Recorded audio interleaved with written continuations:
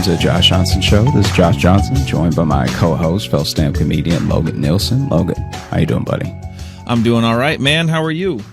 I'm doing okay. You know, it's this feels like weird to say. I didn't know this until this year, but was that your throat? I'm so sorry. What? I think that was your throat. It just went right into the mic. Maybe. I didn't feel anything. It was jarring to hear. Really? Yeah. Oh, my bad. No, you're good. You're good. Well, yeah, this sounds weird to say, but July 4th is also my dog Rocky's birthday. And okay.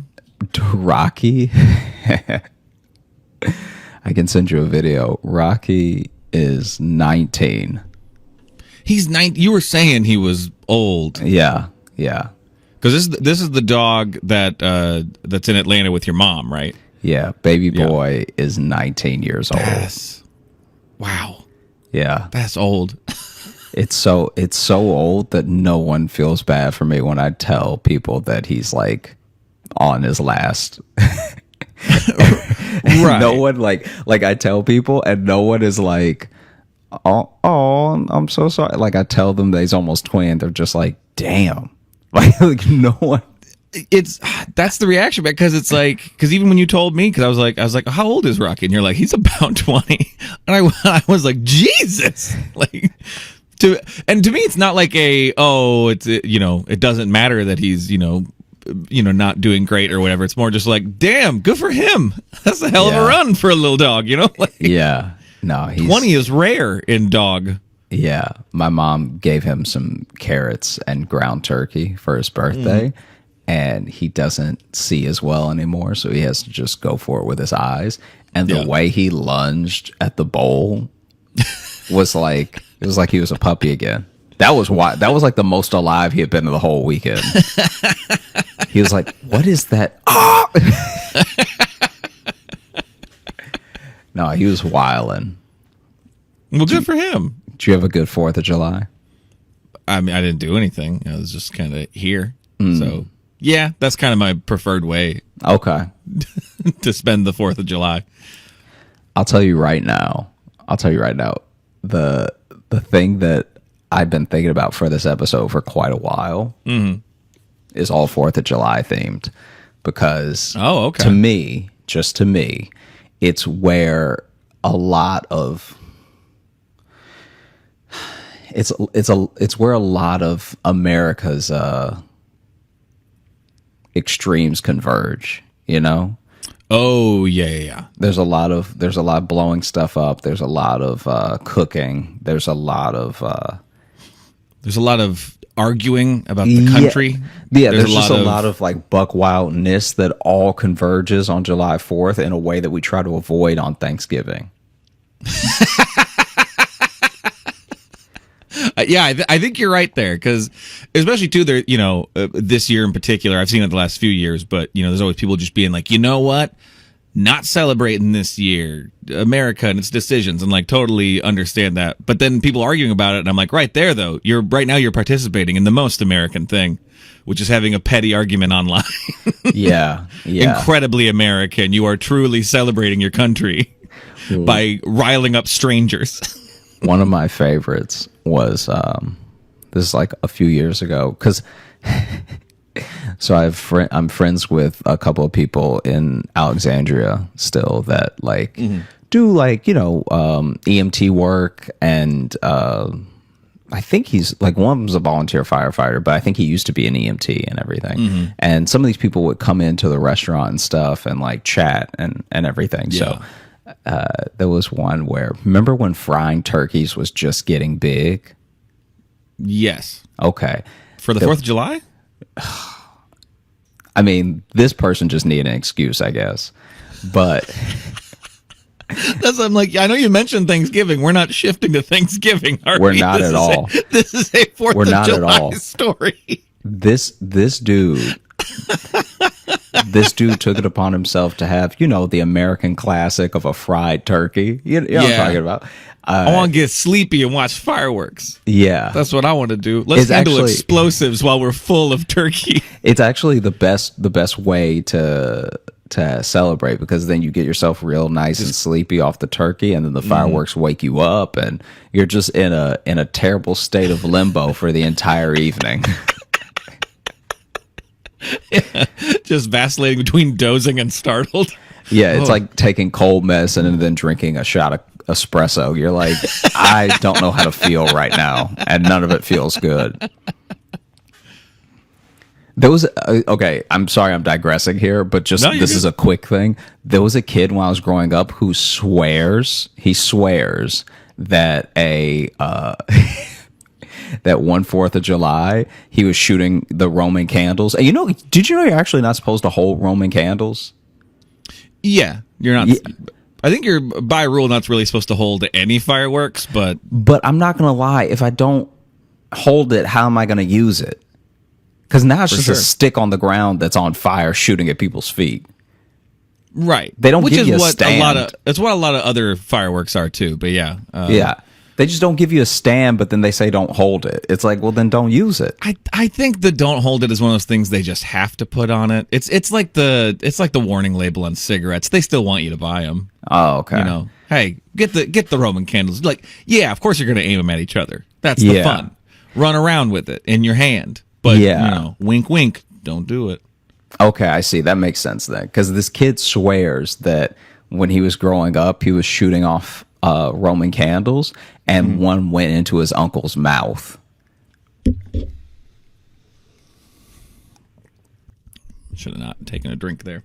And it he was like it shot right into, because he had shot a bunch of them around, but then when he turned, just the angle of his hand and his uncle talking just went right into his mouth, which made me wonder what Roman candle is then. Is it a little ball, or what's the thing that's burning up with color? I mean, that'd be like the various gunpowders or whatever. So then he just had gunpowder in his mouth. Probably. I mean, I think that's what's in Roman candles. But okay. Because this is the thing. And ever since then, Uncle Steve could no longer taste sweet. I have no proof that this happened, but when that kid's uncle came to pick him up one time, and he just was like waving bye at us because we were sitting there talking to him. When that happened, I did see him smile, and he did have a dead tooth. So I mean, maybe it's true. Maybe a Roman candle hit him right in the tooth. But it's potentially related. And murdered it. Or he pulled up to pick him up, and he's just drinking. You can see it's a piping hot cup of coffee just steaming, and he's just slamming it. Yeah. Because man can't feel nothing anymore. Imagine if that's your superpower. Just not really having feeling in your mouth. Oh God. Yeah. I don't know if that'd really be a superpower. It would be it'd be a fun fact about you. Yeah. Yeah. But anyone you told to, they'd be like, huh, that sucks. Yeah, they'd be like, that's really sad. That's a shame. And then they'd be like, eat this candle or whatever. It would always be, hey, eat something then. Yeah, just to prove it. Yeah. Yeah. Chew on this, I don't know, bite this fork. Yeah. What do you want? But anyway, yes. Out of the sidebar, this dude fried a turkey on 4th of July for his family. Using gunpowder. He straight up, this is like something out of an Acme cartoon, though, because he straight up built the platform that the pot was going to be on, and then the fire department was called to his house because he sets the whole thing up himself. Is very proud of it. Is talking about just doing that, that bro stuff, that dad stuff of barbecuing and frying stuff, and doesn't want to hear anything from anybody. Yep, he's in the zone. That's his happy place. So instead of even having, how they have the stick with a little hook on the end that people usually hook the turkey to drop it into the Instead of any of that, the barest of safety measures. yeah. Which I have a feeling this guy's about to skip over.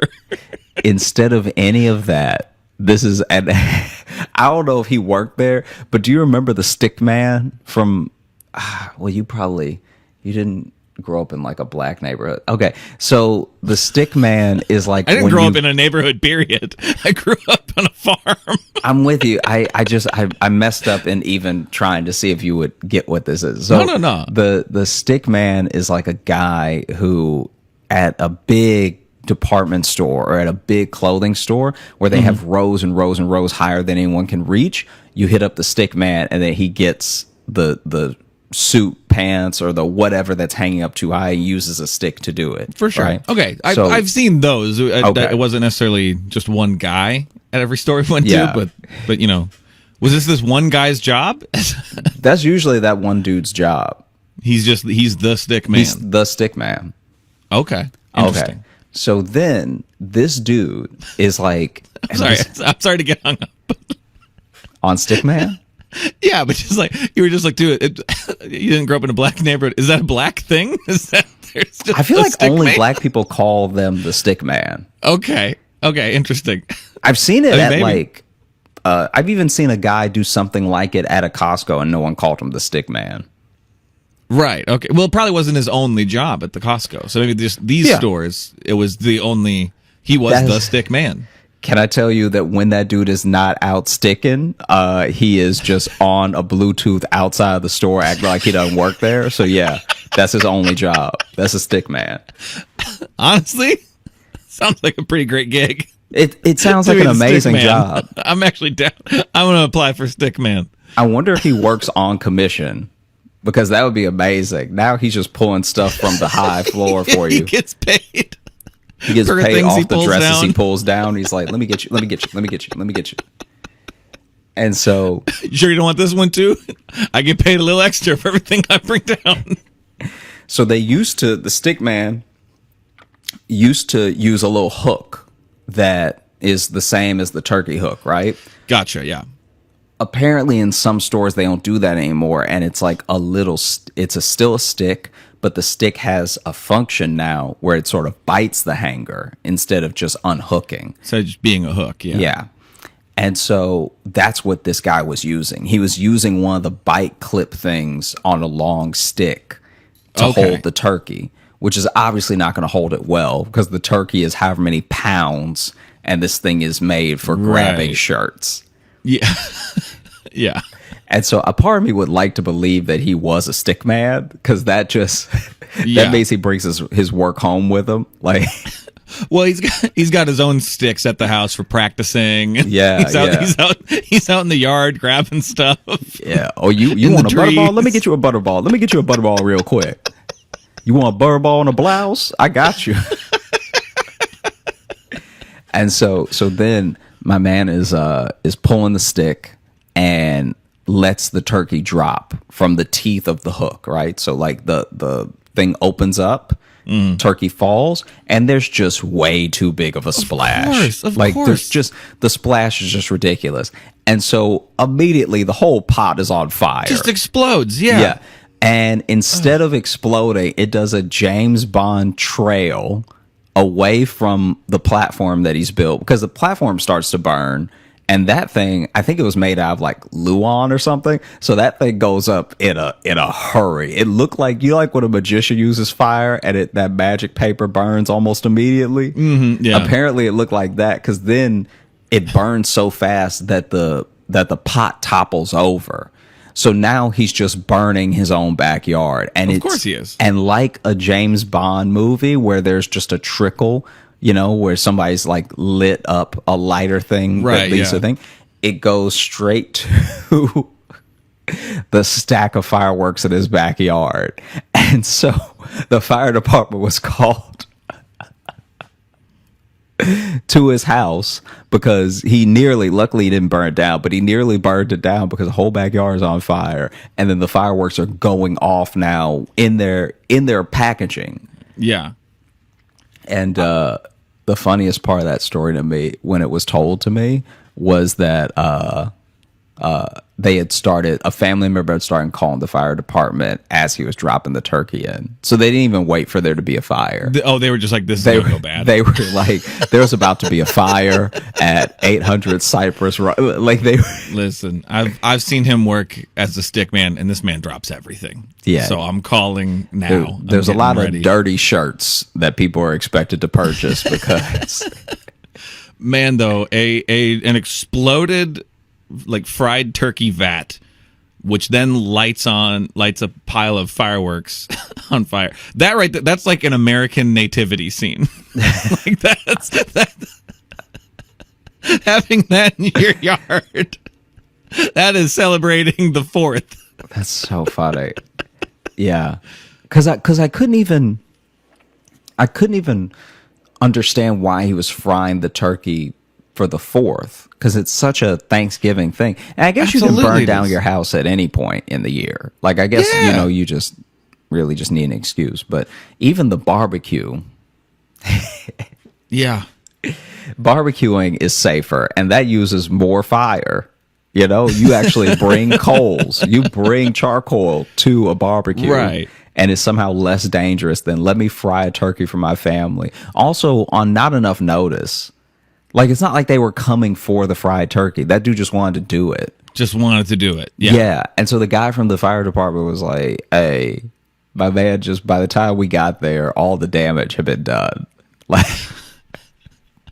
Like all we could really do is pat that dude on the back and let him know his grass will grow again. Like, yeah. Yeah. Because it didn't nature will rebound. Yeah, it like didn't reach the house. Even though, especially in Louisiana, when you're firing off stuff in the city limits and stuff, you gotta be very careful because a lot of the trees will cross over the street. Like some of those trees are big that the fireworks can't get through them when you're shooting them up. So we had that problem when I was growing up. There were these people who would put the fireworks in the middle of the street. Mm-hmm. And we were always just like, someone's house is gonna burn down. There's no way it's not. There's like we can see the fireworks not clearing the branches. So then they would fire them off, and it would happen every year. And I couldn't tell if every year it was a different family or if the same family was just being optimistic. But they'd shoot them up, and at least one or two of them you would see bounce back down, and then everybody would run. And it's like, what are we doing? This is insanity then. Yeah. Yeah, all of our best decisions are made on the 4th. Everyone's really in prime decision making mode. Now, did you have any barbecue on the 4th? This year, no, because I got home the 3rd from us being in Arlington, and I didn't sleep that night before, so I kind of spent the 3rd and 4th just existing, just kind of laying out. I don't do much either because my neighborhood had a lot of fireworks going on, and my dogs do not like that. Gotcha. So it's just kind of I took it as an excuse to just chill out. Yeah. Play some video games. No, that's fair. So I didn't do much. I didn't get barbecue, but we did go to, maybe it was the 4th or the 3rd. We went to Red Lobster, and that was great. That was very good. I remember, I think about all the barbecue that I've had over the years for the 4th or in or around that weekend, and I don't know why, but it just always sort of cracks me up how adamant people are that their method of barbecue is the best. Because you're just, be honest, you're mostly burning it. It's weird that dudes get into a battle with each other of I burn it better, okay? Right. The way I burn it is more efficient. I just put a flame right on it. Yeah. Yeah, and I love grilling and stuff like that, but I have no real pride in that. I'm just I hope it's edible. I don't. But yeah, some people I don't know. You reach an age where you need something to make you feel important. That's what I think a lot of it is. Now, I think it's just guys being like, I serve a purpose. I matter. one of my favorite, like barbecue anything, is like, you know, where I come from, and how there are people who eat, especially if you the more rural you live, like if you're in like Marksville, like all that, like Tioga, all those areas, you know, and you go hunting a bit more than people who are in like proper cities in Louisiana and stuff like that, then, you know, you're gonna have your fair share of deer and other stuff that's like a bit gamey and everything. And I'll never forget, this dude said that okay, I should back up. So when I was in junior high, I was like friends with a couple of people whose family was more rural. Like they lived in Alexandria, and then their family lived further out. All right. Gotcha. And these are I'm trying to remember if I'm trying to get this right. So these people that I'm describing are the direct family to the kid that I went to junior high with, but the in-laws are coming from like another part of the country. I don't even remember where, but they were just like not country people. All right. Okay. City slickers. Yeah, you could call them city slickers. All right. Huh? And so the city slickers come through for a 4th of July The quest, weekend. they're looking for Curly's gold. Yeah. Yeah, because there's going to be a summer wedding, and this kid's big sister is getting married to this city slicker son of a bitch. All right. God, probably a college boy too. Yeah, probably a college boy with all types of, probably got more degrees than a thermometer, you know? This city slicking pencil neck college boy. Yeah. Coming around here thinking he's better than us. Probably wears a duck on his collared shirt, or a gecko, or an alligator, making fun of us. And so Doesn't even go catching crawdads. He does. So basically, they're all going to spend the weekend together, right? As they're spending the weekend together, this kid's dad offers to, you know, do all the barbecuing for the whole family. And since these people aren't from here, and frankly, they probably don't know what good barbecue is, they're all for it, you know? Yeah. Like, don't come to me with like your, I don't know, Montana barbecue. Like, I'm sure it's good where you are, but like if you're coming over from like some big city in Boise, Idaho. I didn't realize the people from Boise were the big threat to, No. to Louisiana. I'm just joking. I think they were from Boston. They just, the vibes that were put out were very much like money Boston type things. Gotcha. When I said, like, in earnest, they were people who Southern people would probably call city slickers if they lived in the country. I was gonna say, yeah. If it's, But still, don't come at me with your version of barbecue. You don't know what you're doing. What you're doing is a version of what we're doing that's just frankly not as good, because it's so cold in Boston that you need to keep your hands warm, so you're not even paying attention to the meat while it's cooking. You know, you need that Southerners body make heat. good barbecue, but they make it unfun. To be honest, you guys are too. No. You guys get way too immediately angry about barbecue. Yeah. Barbecue and football is what will ruin for everybody. We don't care. We'll ruin it with college as well, where it really doesn't quite matter. Yeah. We do that in a lot of instances. You would think that for how seriously we take the small thing, we'd be better at the bigger thing. So then for as serious as we are about college football, you would think that all of our NFL teams would be amazing. Right. Like they'd just be crushing. And that's not the case. It's very weird. But they come through. Because even there, you got angry at no one about barbecue. Like even just now. I just wanted to illustrate a point. I had to represent for the story. I had to let people know that the attitude going into this family weekend for them was like, don't come here. You may read more books than me. You may know who James Joyce is, but don't come to me thinking you have better rubs than I do. All right.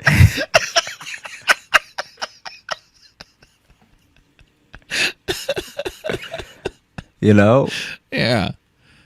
Yeah, with your fancy starched shirts and you're coming down here telling me how to barbecue. I know who Shakespeare is, but do you know who Sweet Baby Ray's is?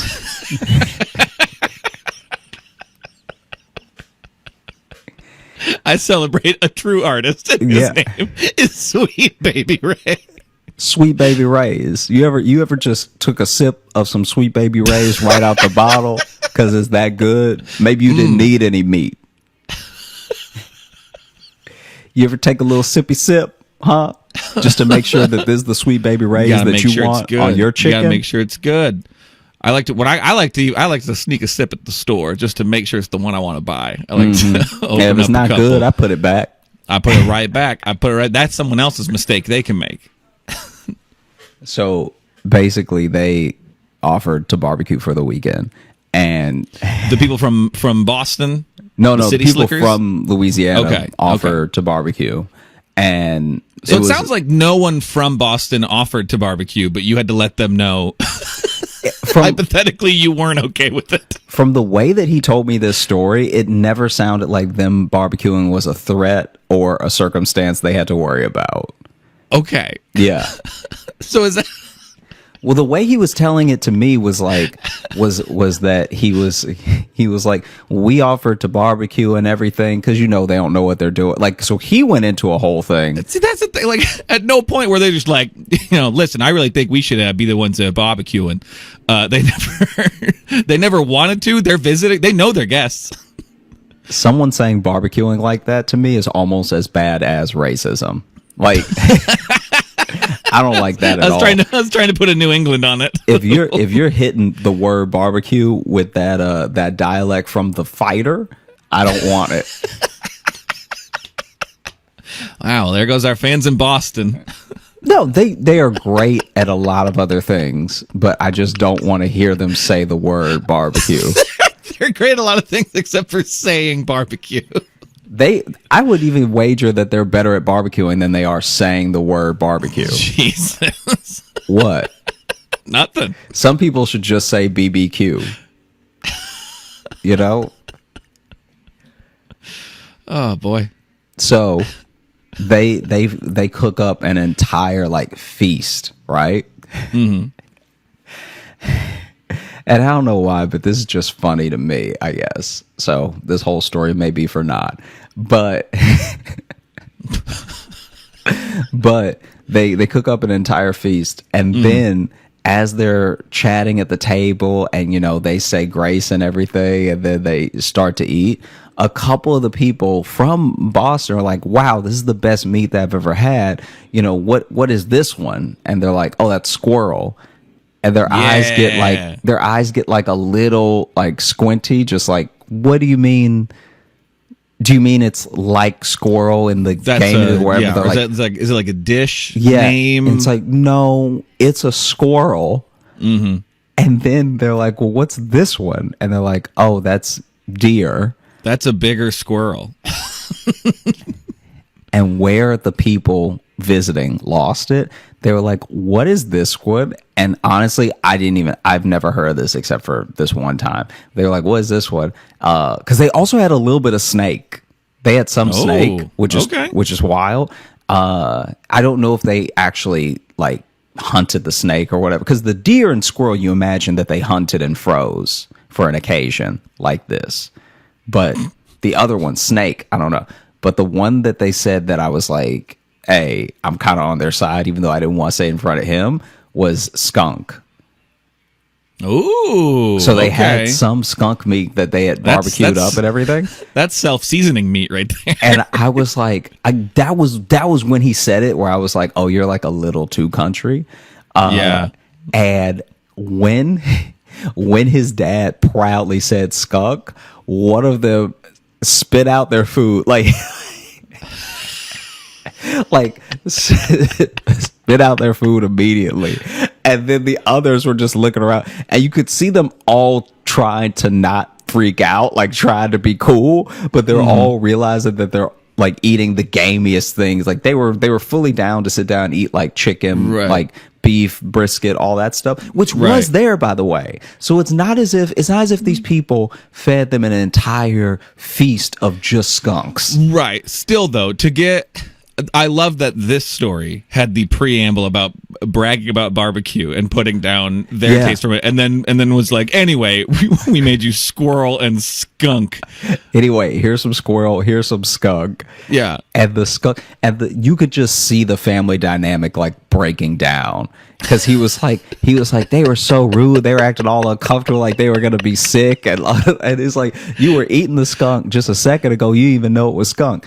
And I was like, yeah, you gotta warn somebody, though. I was like, I was just trying to go along. I was like, it's crazy, man. That's wild that they didn't want the skunk, because if I had been there, I would have been like, gah, gah, gah, gah, gah. Like, I didn't even know what he wanted from me as he was telling me the story. Because even in the story, it's like, you're kind of in the wrong. Yeah. Like you didn't tell them a thing that I don't think anybody eats. Yeah, not really. I mean, unless the most country people. I've seen people eat squirrel. That's not even my issue. I could see how some people would be opposed to eating it, because they might be like, "Hey, no one is regulating this one." Yeah, like you could be eating straight rabies at the moment. That is meat you found. Even if you hunted it, you found that meat. Yeah, and that's also that meat is also mostly bullet, because there's no way. At least with a deer, I'll take my bullet medium rare, please. Yeah, you could shoot a deer and then eat all the deer. There's a lot more deer, a lot of other deer that you did not shoot. But when you shoot a squirrel and it explodes, I'm assuming there's nothing left to eat. They use small caliber. It's but no, still you gotta. I'll tell you right now, I don't even know how there was enough squirrel to go around. They must have shot 10,000 squirrels. Yeah, they found a community of squirrels and just laid bare in whatever squirrel cave they were in. Yeah, because there's no way that there was enough squirrel to really go around. Yeah, I remember him being like truly indignant, and I honestly didn't know what to say.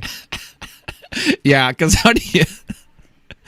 Because you can't disagree, because he's angry that people didn't love his surprise skunk. So he's not going to be open to a counterpoint. But but how do you get excited about it? Maybe you just put a table setting with a black and white streak on it. Yeah, just so people know where the skunk is. Yeah, I think generally most mysterious meats should be labeled. Go ahead and just put with the species, so I can mentally prepare. Because I'm not even saying an absolute unequivocal no. I'm just saying, let me make that decision for myself. Exactly. Let me decide. I'm not saying I won't try it, even. You know what I mean? But just let me know what I'm trying. Yeah. Yeah. Because the fact that, I mean, I wasn't there, so I don't know exactly how they reacted. That was so offensive, but I imagine they reacted like if you told someone it was cat. Yeah, because apparently one person spit it out immediately, and then the other people just were like, kind of getting like, "Ooh, is it hot in here?" And then they left like soon after. Do I smell? Am I turning into a skunk? Yeah, yeah. Like soon after they found out it was skunk, they left. Which is interesting because it's like, I mean. It's an animal. It's no grosser than the animals we already eat. It is just funny how, like, if you're used to eating a certain type of animal, you're not immediately disgusted by it. And it, like, I don't know what kind of Romeo and Juliet rift it caused between his big sister and the person that she was supposed to marry. Because it's like, because that they're there to like the meet marriage each didn't other. happen. That'd be so funny It's from that meeting. if they were. If they were like, no son of mine is gonna marry some skunk eater. You're not marrying that filthy skunk eater. I'm just a Kennedy now. Yeah, I was like, isn't that just JFK? Yeah, well, they were from there. They were from Massachusetts. Oh, okay, no, I'm just saying that was a very specific one. I will not allow my son to marry some filthy skunk eater.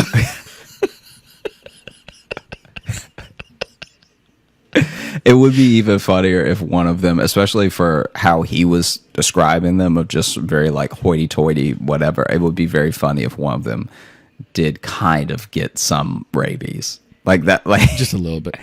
just like if they went back to their yacht club and they were like, "I say, Jefferson, you're foaming at the mouth."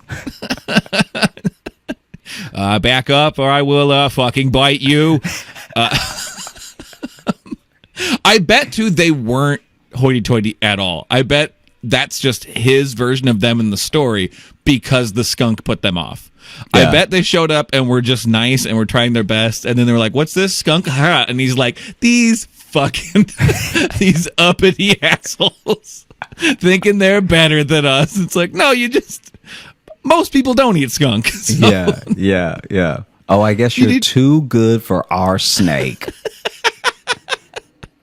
I guess you're too good for the meat I found in the woods. Look at the city slicker who thinks that he's too good to eat a sack of venom.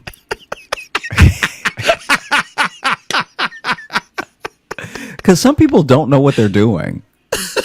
Exactly, yeah. There are some people that are like, "Oh no, that little pebble, you can eat that. That's just a little rock." Little rock, good for you. One of my rock every now and then. favorite like snake things was and this is one of those things where we went to, I think it's in Marksville, there's a guy called the Rock Man, and we went there every year at my elementary school as a field trip about like geology and stuff. And he's sure your area just doesn't have people whose sole identities are just singular objects? The stick man, the rock man. The stick man, the rock man. Skunk man. There was a firework man. So firework man. Yeah. See, I think now I'm wondering if this is just your area that everyone is just assigned their object. Yeah, everybody just has a job that they can't quit because I live in. Here's your blunt tool and your identity. Here you go. You are stick man now. So we would go to the Rock Man every year, and this dude had all types of rocks for like lots and lots of different prices. So he was making money because as kids we'd be like, "Oh, I'll buy this $1 rock that looks very cool and is polished and purple and everything like that." And then he had the crystal people, like the really like out there hippie people would buy crystals from him and stuff. And then he would just have these beautiful like, I don't even know what you would call them, but it's like when you cut a rock in half and there's like all these shards of amethyst and everything that's like aren't those geodes? Yeah. So he would sell the biggest geodes I've ever seen in my entire life. Damn. So I've been to a couple places, like even Sally and I were in Arizona and we went inside this rock shop that had some pretty big ones for like a good chunk of change, but still was like nothing compared to what this dude had. Because he had essentially dedicated his life to it, and he was like He's the Rock Man. Yeah, he was kind of like a self-taught geologist almost, because he would describe to us what the differences in the rocks were, but he wasn't, I don't think he held any degree or anything. He just had an internet connection and the will to dig. The will to dig. And so this dude told us, and then we saw it as well, and it was, this whole thing was way more terrifying than, I think they thought it would be cool, and it was just scary. We go on this field trip, and the guy lives on his property that he sells the rocks from. And he talks about how one day he was going to the bathroom and he felt something. And when he stood up and turned around, a rattlesnake was in his toilet. And so the rattlesnake in his toilet jumped out at him, and he managed to dodge it and then like promptly stomped it to death, right? But then, And then he cooked it up for his friends from Boston. then he made a toilet seat cover out of it. And it's in the bathroom right now. And it was one of those things where I really had to go to the bathroom. Like, even as he was telling this story, I was holding it. Right. And so then I was like, should I just piss myself? Because he didn't make it sound like another snake couldn't come through the toilet. He wasn't clear that it was an isolated incident. Yeah, he was just like, I killed the last one that did it. I'm like, hey, what? Don't tell me that and then be like, oh, and by the way, it's at the end of the hall to the left. Right. Yeah. Yeah. So anyway, if you go down the hall, that's the snake room. Sorry, bathroom. If you go in there, I forget because there's always so many snakes in there.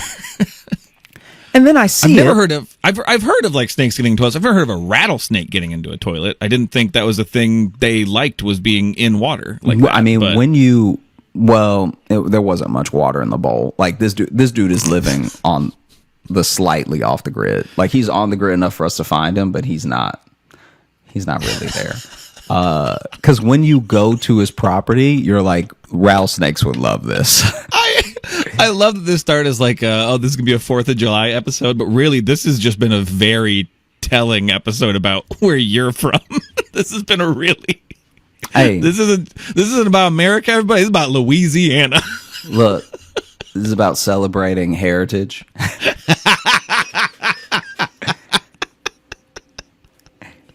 I love that. Yeah. Well, the stick man is my new 4th of July mascot. You know, the 4th kind of needs one. We don't have a good. It's just a guy grabbing stuff with a stick. The stick man's here forever. As long as there are oversized department stores that are overstocked, there will be a stick man. As long as there are shelves, there will be stick men. God. By the way, it is like just after 1 p.m. on July 6th, and I just heard some fireworks going off. Really? Yeah. Yeah, that we're There's recording. nothing like the late They're popping ones. off right now, yeah. There's nothing like the really, really late ones where it's like July 8th, but you still got some leftovers. When I'm going to get my money's worth, okay? I'm not taking a bath on these fireworks, all right? Taking a bath? Is that what you say? I've heard that phrase before. Taking a bath on If you're fireworks. getting, yeah, especially if you're like getting screwed on something. But I ain't going to lose money on this. Oh, right? man. I remember I think we talked about it before, but like our old neighborhood in Chicago that we lived in Rogers Park, like that was a straight month of fireworks.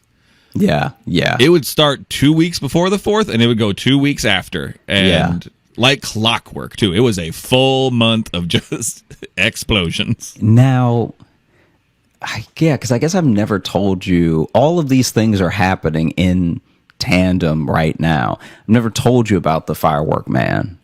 No. Okay, so this dude owns... Yeah, I'm getting introduced to the Louisiana Avengers here. Yeah.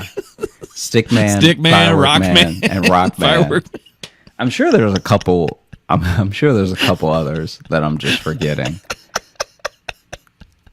Oh, yeah. There's one of them that I've never told you about because it's just too...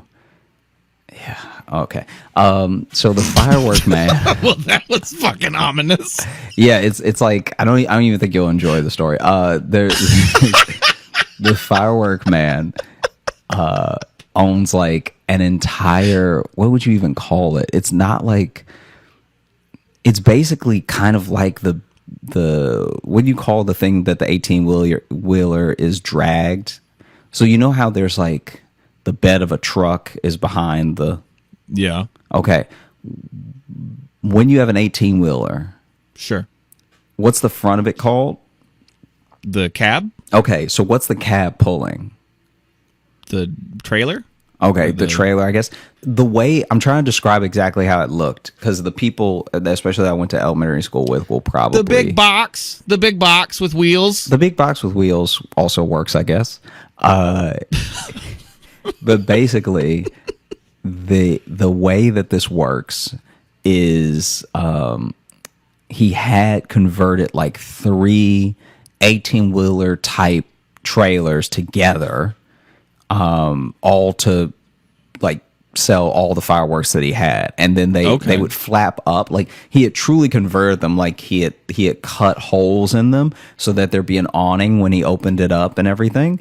And it was, I think, just outside the city limits so that you could buy from him. This is like a traveling mini mall he's invented. Yeah, but he leaves it there. That's the crazy thing, though. He leaves it there all year, and he only sells 1 month out of the year. So I don't know if he actually leaves the fireworks in there all year, but that whole thing and that whole plot of land that he seems to own is like all a Halloween for 1 superstore. month. Yeah, just sits there for the rest of the year unused. yeah. And so, who was it?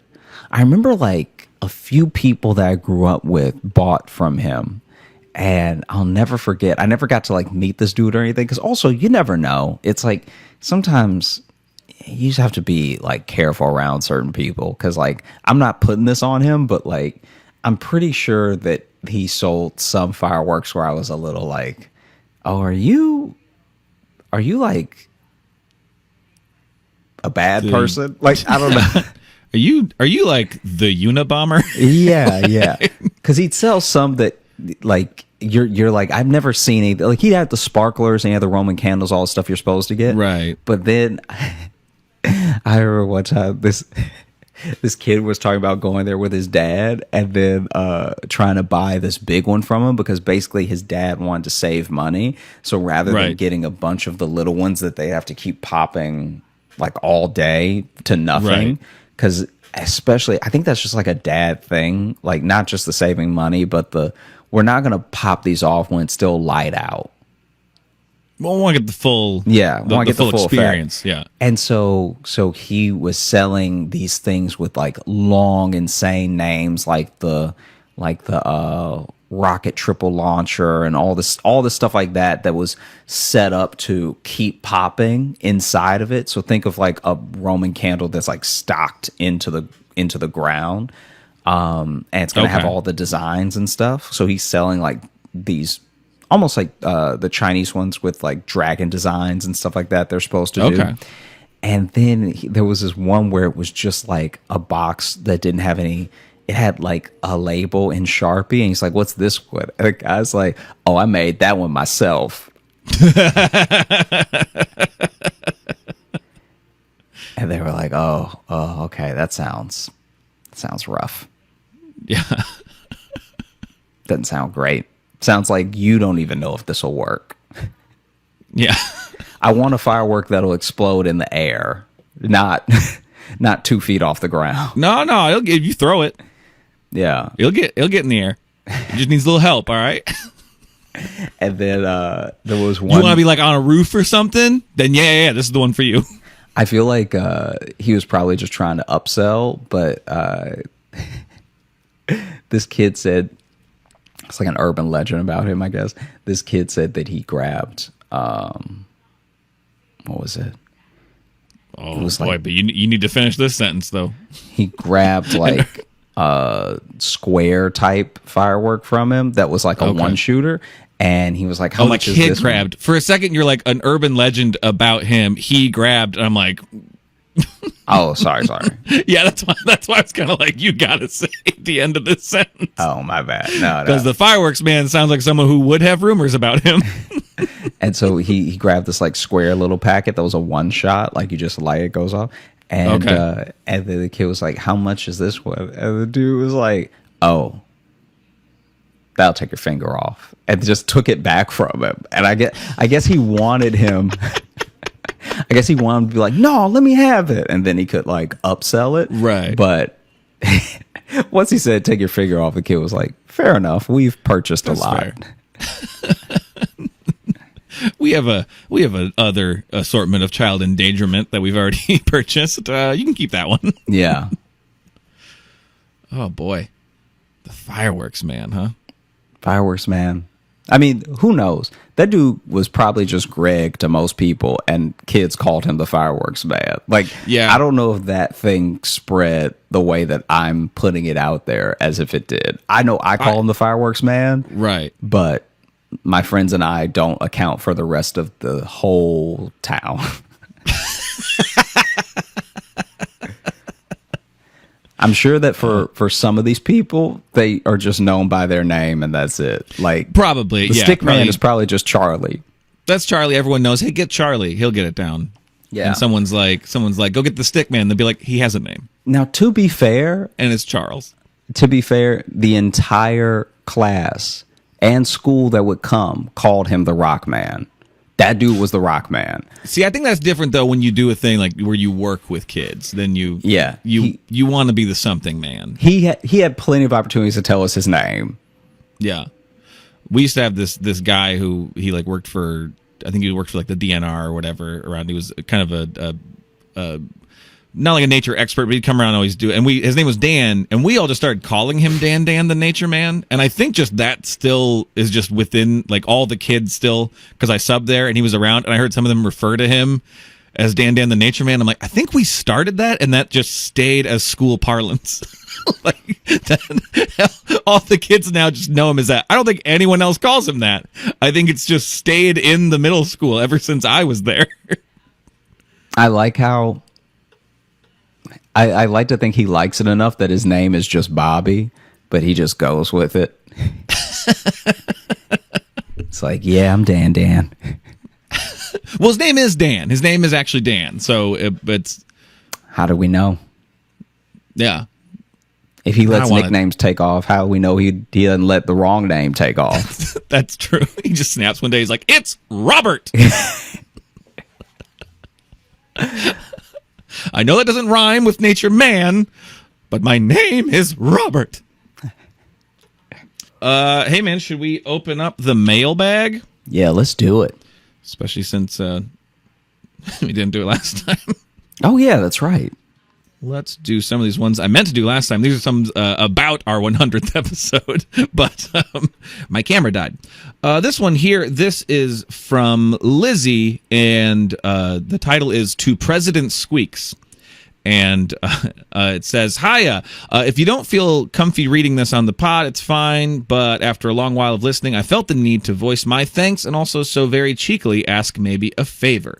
I started listening in October 2020, I believe, and shortly after got acute pancreatitis. I'm sorry, Logan, but having Mr. Squeaks in A&E, what is A&E? That must be something hospital. I don't know. But Mr. Squeaks in A&E was wonderful company as a painfully chronic extrovert in hospital quarantine. You're welcome, I think. I'm not sure how to... Honestly, though, I have had a rough few years, and you two have got me through it, but this email isn't about me. My sister Alice, who loves the pod, is 6 months sober tomorrow. This would have been from last week. And no matter when or how you read this, if you could wish her a happy 6 months, it would make my year. So incredibly grateful, Lizzie from London. Hey, Alice. Congratulations. You did it. Hang in there. Hey, You're killing Alice. Happy 6 months. it. Happy 6 months. Good for you. Staying strong. Doing your thing. Kicking ass. And also thank you, Lizzie, for that email. Yeah, thanks for letting us know. We're glad we could keep you company, you know? Yeah. Oh, so this is about... I think it was our 99th episode. So this is from, just says NWE, and longtime listener, curious about open mouth puppet master. That sounds like a personal ad in like the classified. Yeah. Seeking open mouth. Open mouth puppet master. Wow. Dear Josh and Logan, I'm emailing you in regards to episode 99, Say Something Dummy. Did the friend that went on the date with the puppet master ever tell them that the restaurant was making fun of them by prolonging his act? I kind of feel bad for the guy. If I was on the date, even if he was bad at the act, I would have told him that and told the restaurant off for choosing to humiliate him that way. Two things. To my knowledge, no. And then Right. second, this doesn't seem like someone you can humiliate. Like, from what she told me, it seems like even if you had been like, stop, they're making fun of you, he'd be like, still getting some practice in. He's still talking through the puppet. Here's the thing, too. I kind of feel bad for him, too, but that is immediately offset by the fact that he brought his ventriloquist dummy to a date. So I no longer, it's hard to feel bad for a terrorist. Yeah. It's hard to, because also he planted it somewhere. And that's the part that hangs me up the most. Yeah. Is that he had it at the ready somewhere. If it wasn't outside in his car, any other option aside from that is fucking wild. Yeah, it's actually wilder if it's at coat check. Yeah. And someone had to Yes. give him his dummy back. And he's not leaving. Yeah. And then he's got to get, the puppet has to get its card to get its coat. Let's read this one since we literally just saw this person, but this is 100 episodes. Hi, J-Lo Goths. This is from our friend Allie. Hey, Josh and Logan. I can't believe you're almost at 100 episodes. I mean, we've already done it. They sent this right before. Congratulations on the success of this podcast as well as your individual successes. You're both killing it, and I'm proud of you, even though I don't know you like that. Hey, I'll still take it. Yeah. I love a good proud of you. I'm never going to deny it.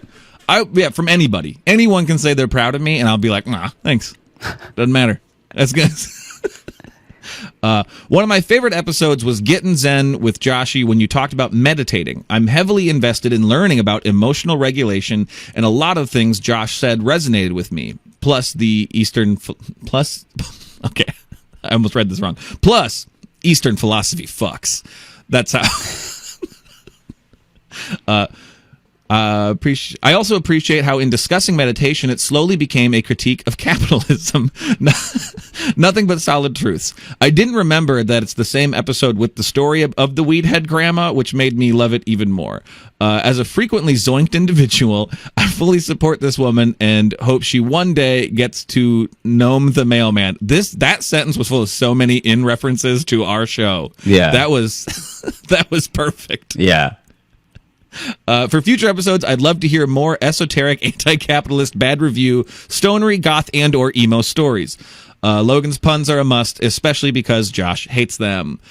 Speaking of goths, I made some drawings for y'all to add to your collection of broody fan art. I drew Josh as a traditional/vampire goth because I get that vibe from him, and since he's a self-proclaimed vampire hunter, originally he had eyebrows, but I removed them because that look goes hard. For Logan, I gave him a punk goth look to match his bold disposition with spikes of his leather jacket to ward off any small talkers. He listens to Nick Cave and the Bad Squeaks, obviously. I also gave him an almost mohawky hairstyle that is closer to emo than goth because he thinks MCR is goth when they are, in fact, emo, though this is widely up for debate. Listen, I'm not trying to start anything. I just feel like they're in the neighborhood. Hope you guys like it. I'm excited to see y'all in Arlington again next week. Much love. Your friendly neighborhood townie, Allie. Thank you for that. And she sent us this amazing fan art. They were the ones I already showed you. Do you want me to bring them back up, or I'll put them in the video? Yeah, put them in the video. They'll definitely be in the video version of this. I think I'm going to try to... Someone suggested, too, that maybe I need to make a database of all of the goth drawings we've been sent to put somewhere. So that might be something I might be collecting them all again to to put them in some sort of online gallery. Yeah, for people to view. For sure. Because we have a lot going. These ones, though, are fantastic. So thank you for those, Allie. And it was great seeing you in Arlington and everyone else we got to see in Arlington. Yeah, thank you, everybody that came out to Arlington. We had a great time, and it was great to meet you. Very fun time. Thanks so much for listening to the Josh Johnson Show. We had a great time recording. I hope you had a great time listening. If you are looking to catch up with us on any of the socials, you can find me at Josh Johnson Comedy on Instagram, at Josh Johnson on Twitter, Josh J Comedy on Facebook, and Josh Johnson Comedy on TikTok and YouTube, where we're going to be posting clips of the show. You might be watching one right now. And if you're looking for Logan... You can follow me on Instagram at Logan M. Nielsen. And if you want to get into the mailbag like those wonderful people there, you can email us joshjohnsonshow@gmail.com.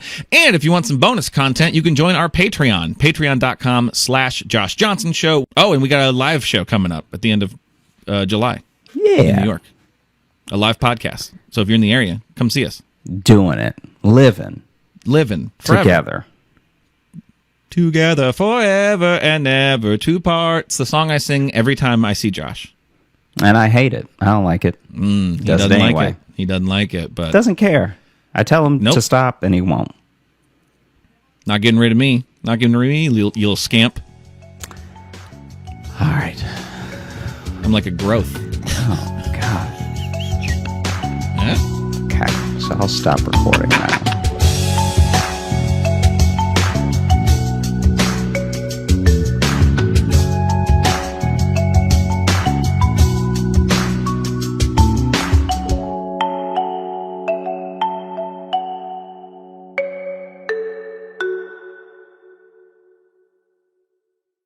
This tour is special to me, and it's the first time I'm able to really do what I want to do and move how I want to move, as far as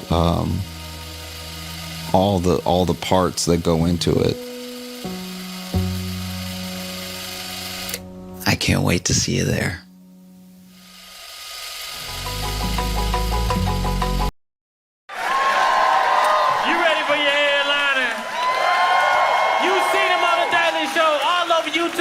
Put your hands together for Josh Johnson!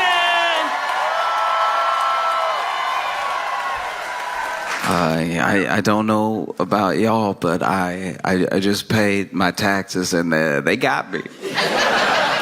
Oh, they got me good. Oh, they got me real good. I was wondering if they would get me, and then they were like, "No, we didn't forget about you.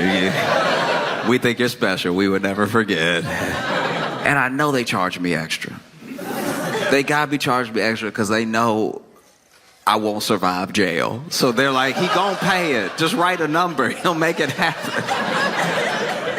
It's been great traveling this week. I've been able to go to Milwaukee, Madison, now Minneapolis and everything. When I was in Madison, there was something sort of curious that was happening. You know, I like being in Minneapolis because y'all smile an appropriate amount. You smile when something good is happening. You know what I mean? When I was in Madison, there were so many errant smiles. There were people just looking forward like, huh. I've never been in a city. I told them this too. I told them this to their face. I was like, y'all all walk like you walk into the light. Like, this is crazy. I try to be a jolly person, but this is insane.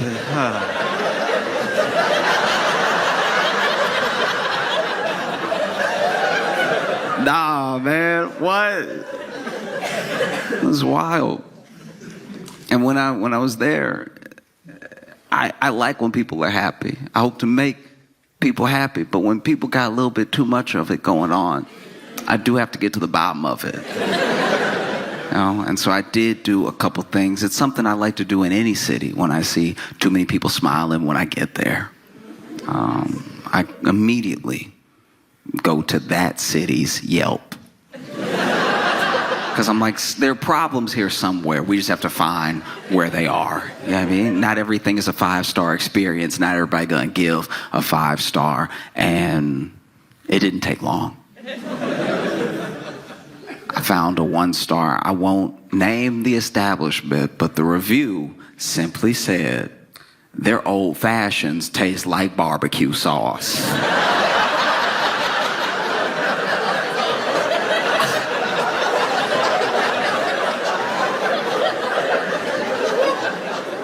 Let's be clear about something. You have to have such a fundamental understanding of how old fashions and barbecue sauce taste to take a sip of alcohol and go, nah, that's Sweet Baby Ray's. I know Sweet Baby Ray's. When I taste it, you're not slick just because you thinned it up a little bit.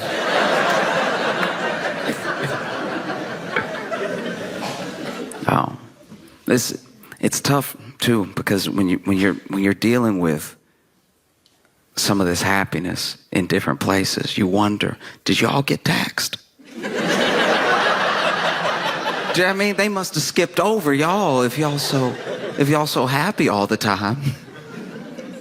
And I think sometimes taxes feel extra difficult because when you pay them, you feel like you're paying them for everything that happens next, not to pay for the life you were living up until that point. Does that make sense? It's like when you pay rent. You're paying rent to keep living there. But when it comes to taxes, you're mostly paying for everything that already happened, that you already enjoyed or didn't enjoy, depending on the city. And I think that if you got something back with your taxes, let's say you pay your taxes, they give you that tax return and everything. You can read all the numbers, why they say you owe what you owe or why you got back what you got back. And then they list next to that what they paid for with it. That might make people feel a little better, you know, because we don't know where our tax dollars go exactly. So then something happens and you feel like you're paying for that and you're like, this isn't what I paid for. And somebody should tell you, oh no, this isn't on you. That's not, that wasn't your money.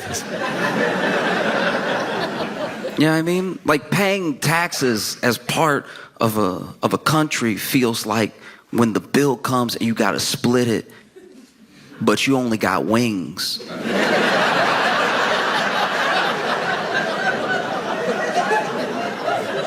Like, hey, I got 6 wings.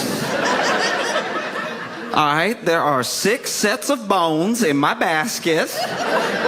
I didn't take any errant bites or anything. And some of y'all are alcoholics. I am not prepared to split this bill with you. You have your barbecue sauce old fashions. You have your... I'm not down for this. Because everybody's having some money troubles right about now. I mean, from all different ways. People are getting squeezed in lots of different directions, you know? Like we already know, tariffs are almost old news now. But the fallout isn't. The fallout is fresh. The Dow has only dropped by 1,000 points 11 times in history. And 4 of them were in like the last 2 months. Like this is very bad. If this were a roller coaster, this would be the part of the ride where your neck breaks. Like it's just... Engineers don't build this way. This is not safe. And you know, you see it through the tariffs. I've talked about it before, but those people on the money channels, they're still a bit nervous. They're still freaking out, you know. They still come on every day. One of my favorite things about watching them now is they talk to us like we're the news. They're there doing the news, but they looking right in the camera like, I don't...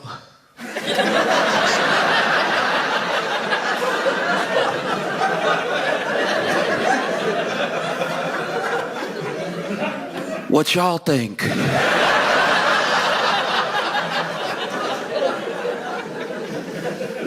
Oh, it's bad.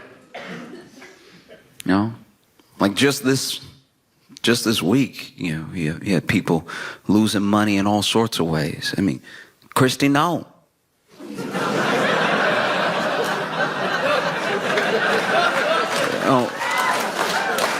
Christy Noah was at a restaurant, got her bag stolen, right? And I don't know.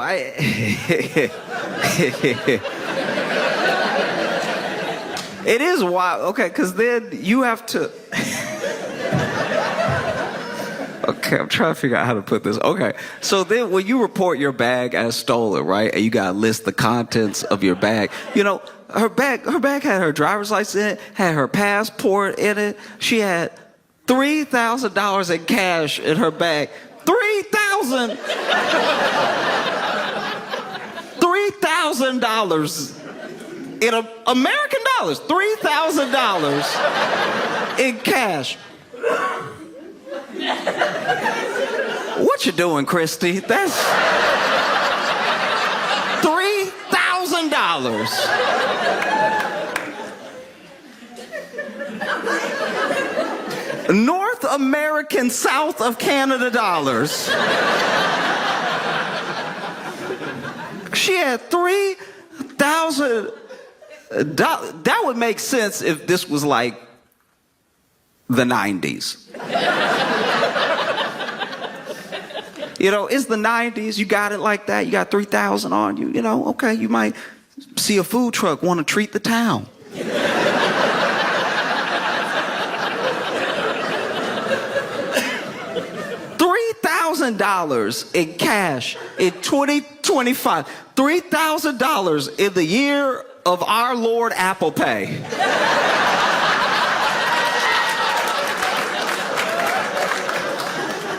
If I had been the cop that she reported to, that the business, and she told me, listen in the back, oh, my DHS badge, my passport, my driver's license, so much stuff was in there. I had a couple of Jolly Ranchers, and oh yeah, $3,000 in cash. I'd be like, oh,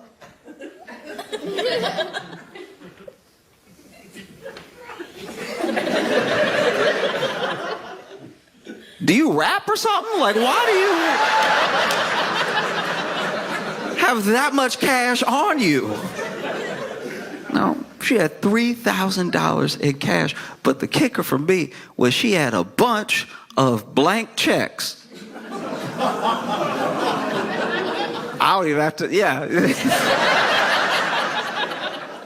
You still write checks. In 2025, you just got that blank check on you just in case something pop off, and $3,000 in cash isn't enough. This is the most prepared to be mugged individual I've ever seen in my entire life. That is insane. You already got $3,000 in cash. Imagine you pull up on Christy Noah, you're like, give me everything. And then she's like, here, you about to walk away. And then for whatever reason, you don't know why, you just feel led for one moment.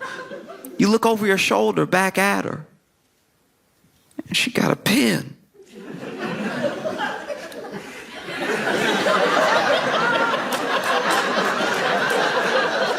You said give you everything, you know.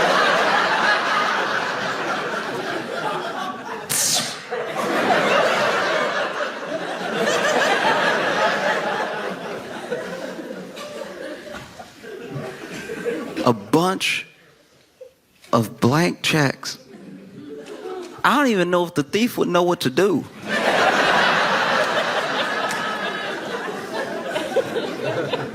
Like, there used to be whole departments dedicated to check fraud. And now it's like 2 dudes. People are not writing checks like that anymore. I bet you. They dump the contents out. They're like, oh, we score. We got $3,000 in cash. We got her DHS badge. I'm sure she's going to want that back. We got her passport, her driver's license. Oh, we got everything.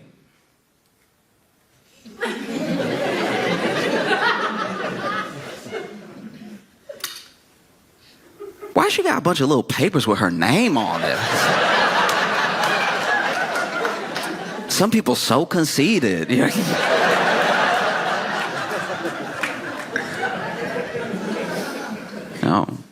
because I had an incident happen to me when I was in college, where I left for the break, and when I got back, the RA, resident assistant, comes up to me as soon as I get back on campus, and she's like, hey, I'm going to walk with you to your room. Now, you could get in trouble at the school I was in. It was a dry campus. You could get in trouble for like having alcohol in your room, or like if they found anything. Sometimes if there was even a whisper of something in your room, they'd at least want to check it out. And so I didn't know if maybe somebody had said something. I lived in my own room. I had my own like dorm room by myself. And so I was like, I know nothing should be in there that I don't know about, unless maybe I left it unlocked. Somebody put something in there. I don't know. So I'm kind of freaking out on the walk to get to my room. And then I go ahead, I open the door. And before I open the door, she's like, okay, don't freak out.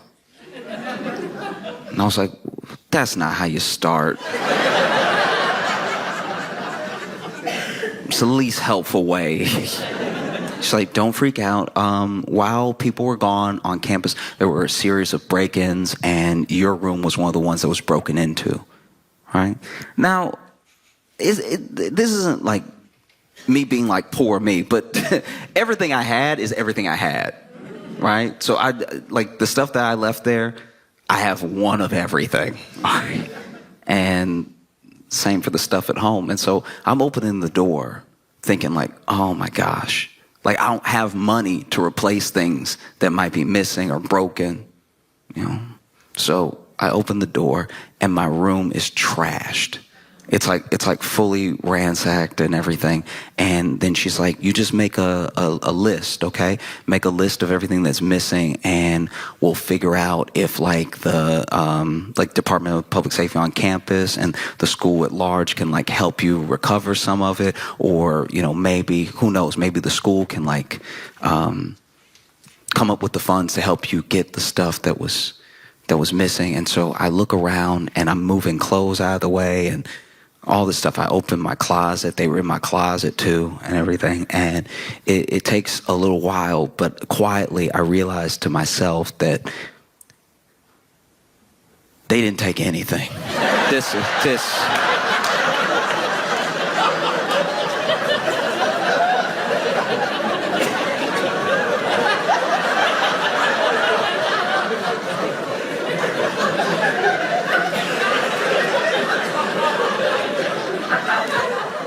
How embarrassing it is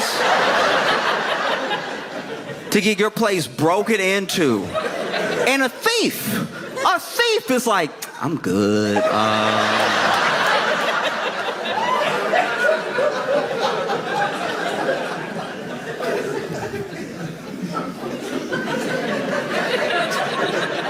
What do you do? What do you do? You know, I'm in my head, quietly walking around. You know, RA is still standing in the doorway and everything. I'm getting defensive in my head. I'm like, all right, I got a couple of good DVDs. All right, they not Fight Club fans. Like,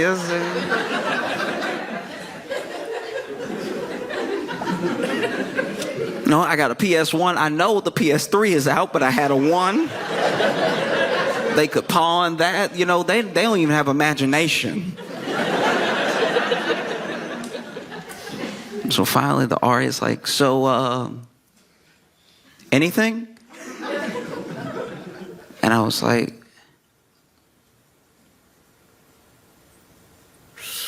yeah, they took my Gucci watch. I had 2 Chanel bracelets. You gotta put the bracelets down. Please write the bracelets down, okay? And I had about $3,000 in cash. No.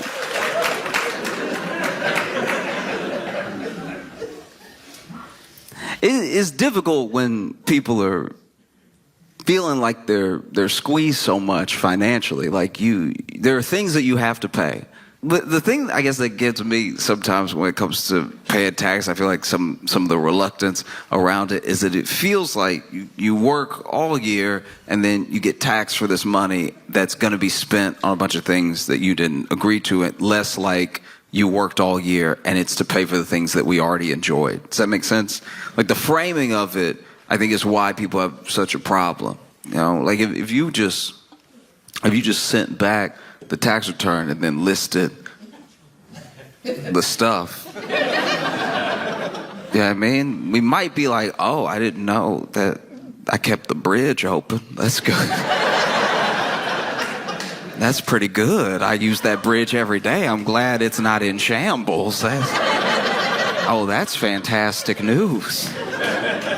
You have to pay your taxes not just because the government is telling you to. It's not the government being some big bad meanie or something. It's you live here.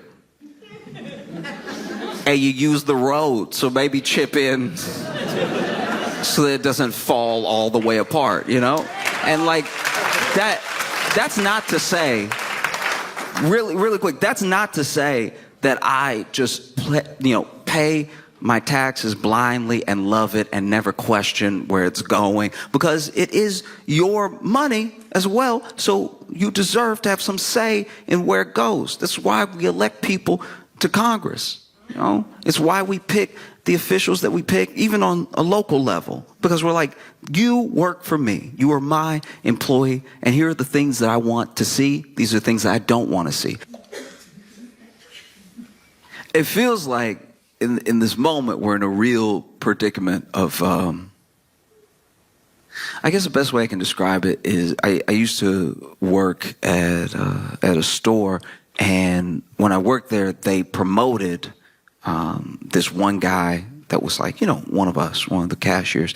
They promoted him, and they really shouldn't have done it.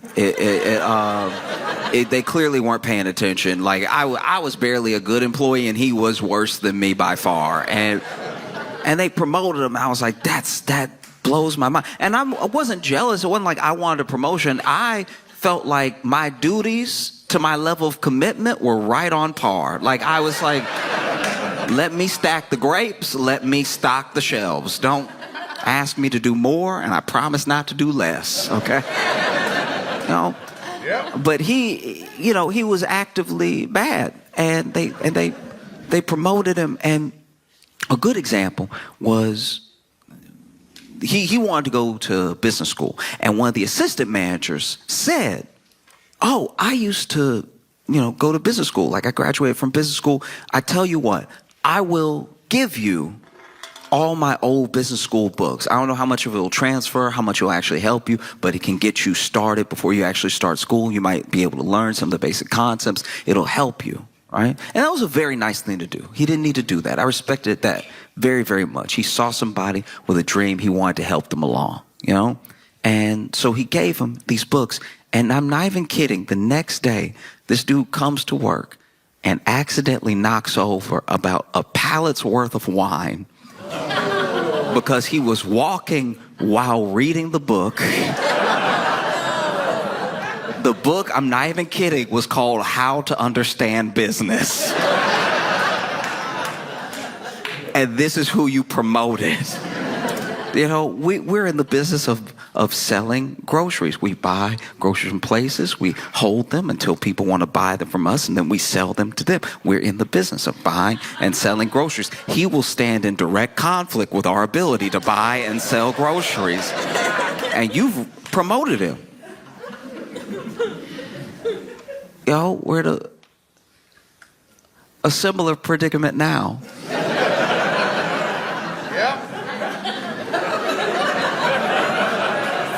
As a country, we're in a similar situation because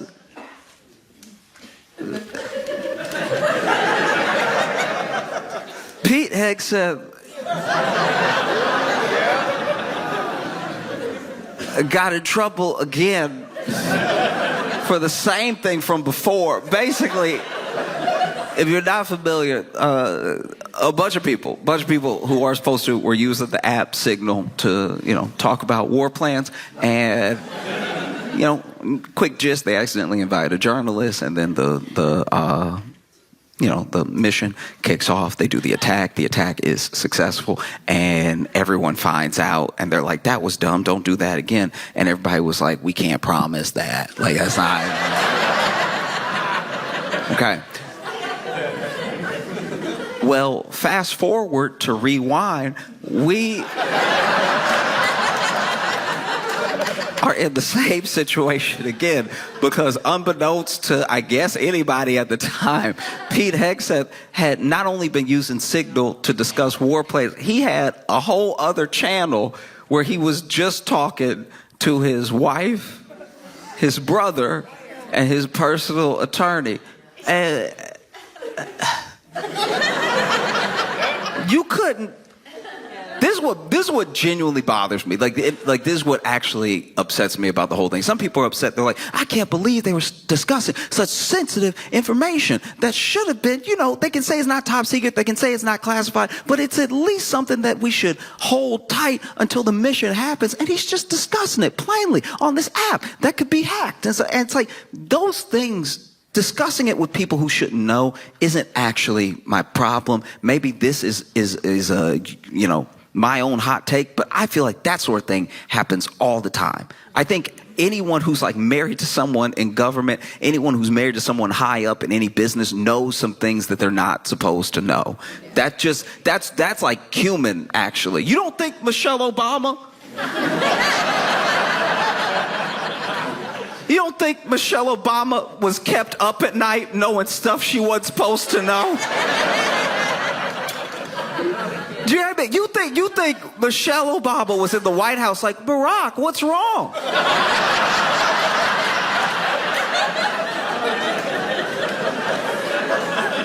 And then Barack was like, it's classified. No. I don't think that happened. I'm sure Michelle was in the White House minding her own business. Eating a veggie plate. Barack halfway kicks open the door. I've had it up to here with them. Okay? They want to kill everybody. They want to blow the world up. Now you sitting there, you Michelle, you like, oh, I don't even want my carrots anymore.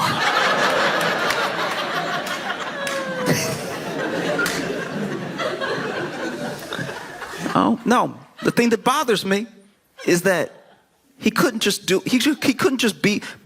couldn't be professional, and wait for an hour till he got home to tell her in person. Like, just do it the way people normally do it. Walk in the door, be like, you won't believe. Like, that's the way you do it. But when I pay my taxes, I do get upset when I see it blatantly being misused. Like when Pete Hegseth is supposedly building a $40,000 studio in the Pentagon to do his makeup before he goes on TV. I'm like, that, if even $1 of that is mine, I'm very upset. Like, I'm not saying I'm the whole 40, but like, that's so insane. Secretary in the makeup room. Should he be at war? Like,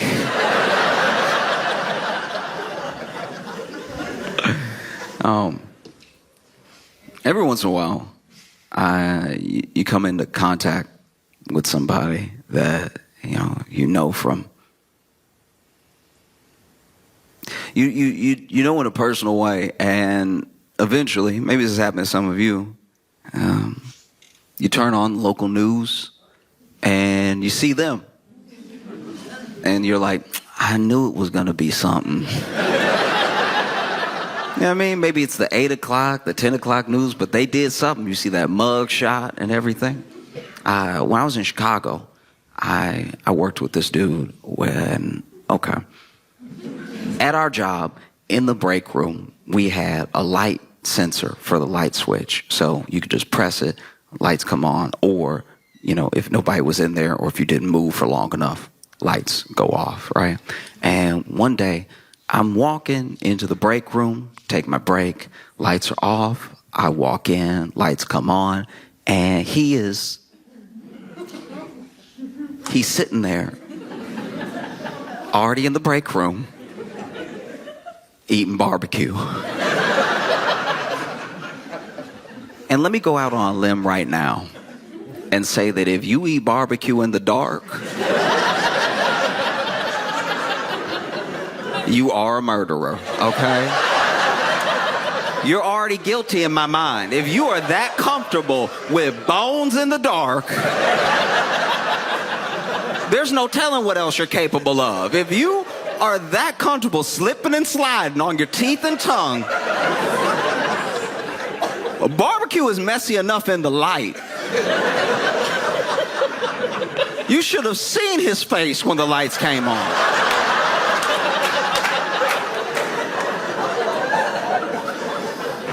It was insanity. And then I walk in and he not even, if it were me and that happened, because I try to put myself in his shoes. I try to be empathetic. I'm like, okay, let's say you eating barbecue in the break room on your break, right? Kind of a heavy meal for a 15-minute break, but to each their own, you know what I mean? You go be sleepy when you come back, but I want everybody to enjoy their life. So let's say you're eating barbecue in the break room and you are somehow doing it so still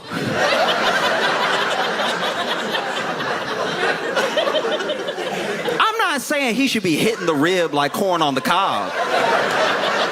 You know what I mean? I'm not like I'm not saying he should be digging into it with his face. Like,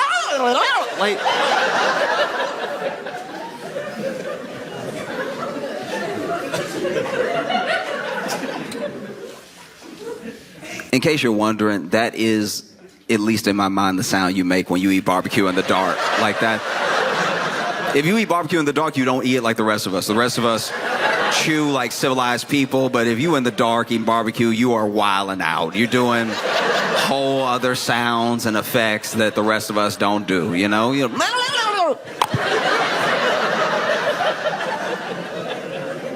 I'm not saying that you need to be doing a bunch of extra movements when you eat your barbecue. I'm just saying if you're doing it so still, you know, munch, munch, munch. Munch, munch, munch. Munch, munch, munch, munch. Munch, munch, yum. Munch, munch, munch, munch. If you're doing it so subtle that a light sensor, that technology was like, ain't nobody in the room. And then they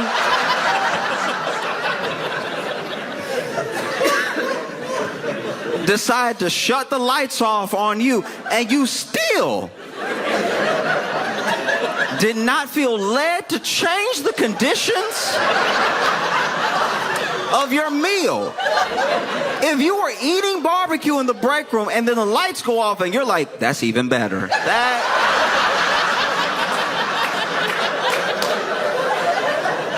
That tells me you're not right in the head.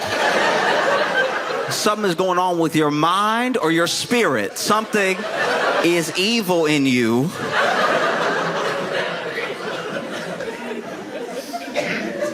Munching away. And then you think to yourself, oh, what if someone walks in?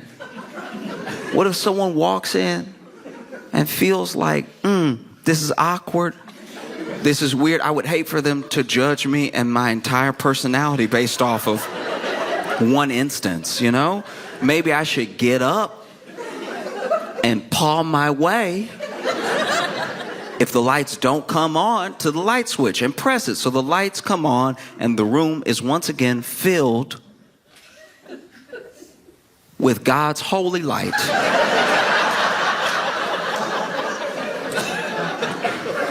I even tried to extend that olive branch and be like, you know what? He probably didn't want to get barbecue sauce on the switch. You know what I mean?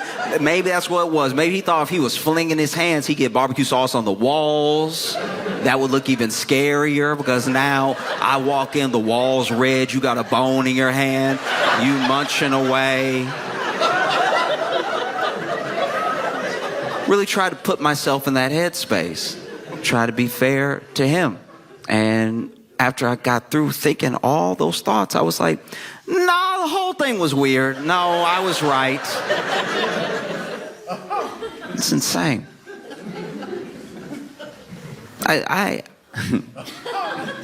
Okay. Side note.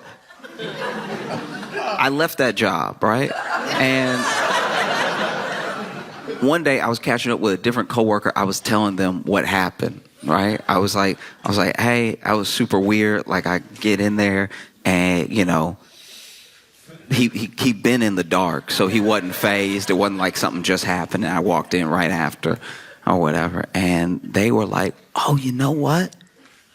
I didn't want to tell anybody. But the same thing happened to me. Which means on a different day, this man was eating barbecue so gentle that he lost the light again.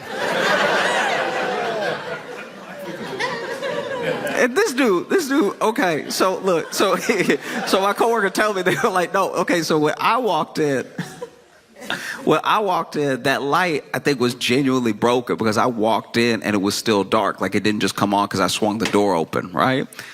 So we at least know now he didn't turn the lights off on himself. Because I did worry about that. I did worry that man took his break, went to the break room with his barbecue, knew what he was about to do, knew how unchristian he was about to behave,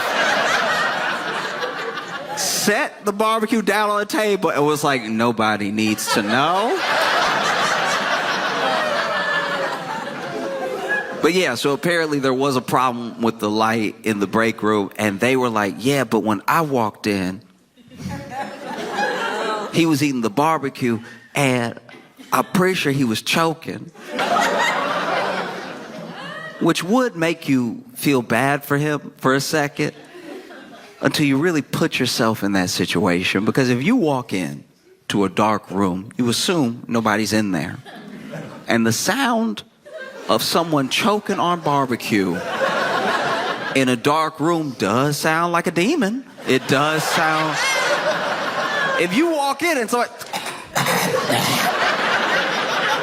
No, do it real quick. Close your eyes. Close your eyes real quick. I want everybody to close your eyes. Close your eyes. Close your eyes. Close your eyes.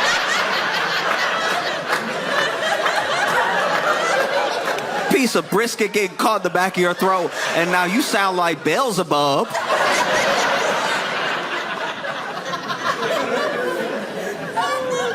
No. And so then when the light from the door spilled in, they saw him. And they couldn't really make him out.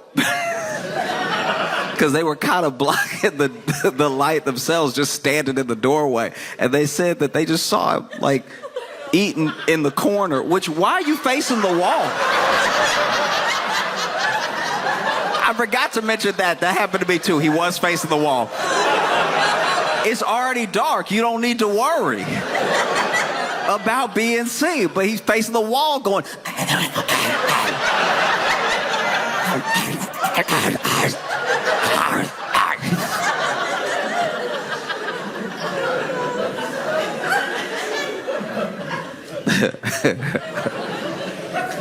I was like, what did you do? What did you do when that happened? And they were like, I thought it was a demon. I yelled out loud, I rebuke you.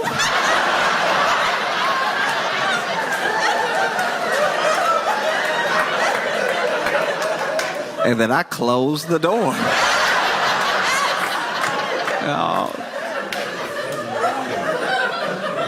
Oh, man. So then, you know, I'm chilling in my apartment in Chicago and watching the news.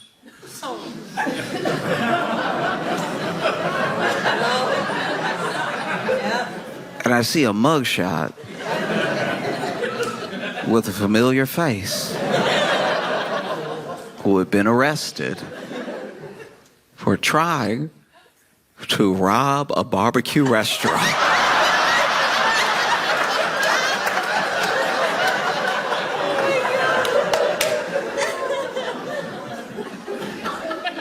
It's especially tough right now because I think people are getting squeezed from more angles than we thought was possible, right? It's like, wages aren't increasing, jobs are hard to come by because of layoffs. Some of the layoffs are like the seasonal layoffs when, companies restructure and everything, things that we're actually used to. But then some of them are people losing their jobs in government. Some people are losing their jobs in the private sector in place of potential like AI advancements and stuff, all while you have the tariffs going on. And I truly believe that some of it is preventable. Obviously, there's going to be ebbs and flows with every economy. There's going to be ebbs and flows with every country throughout its history of how rich it is or how markets fluctuate. Some of these are unforced errors, and some of these are things that just happen, but it's all happening at one time, And I think very basically, I wish everyone could agree on it, but we're not there yet, that just by being human, just by virtue of being alive, you deserve access to basic necessities, the most basic of things, right?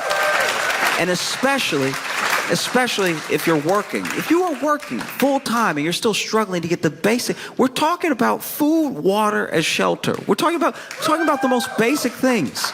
And I think sometimes when you bring up the people who are having a rough time, they're having a rougher go of it than is just, right? Life isn't fair, but you build the scale so that things can level out, so that they can be just. And when you talk about people who are having a rough time, who need extra help to try to get level, and they're working, they're doing their best. I think people conflate that with people who want luxuries or they want something for free. These people are already working. We are the hardest working country in the world. We clock more hours than anybody else, and we every year have less and less to show for it. We have less to show in healthcare. We have less to show in education and possibility of upward mobility.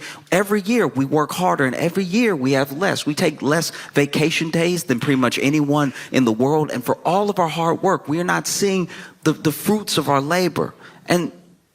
And there are people who will tell you, oh, but if you just work a little bit harder, if you just do it this way, oh, I'm smart, I figured it out, you will too.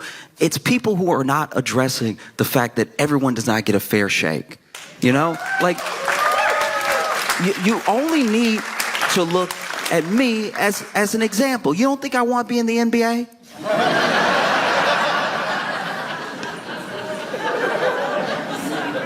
I did everything that I was supposed to do. I ate my greens. All right, I shot the ball. I did the running. I did everything.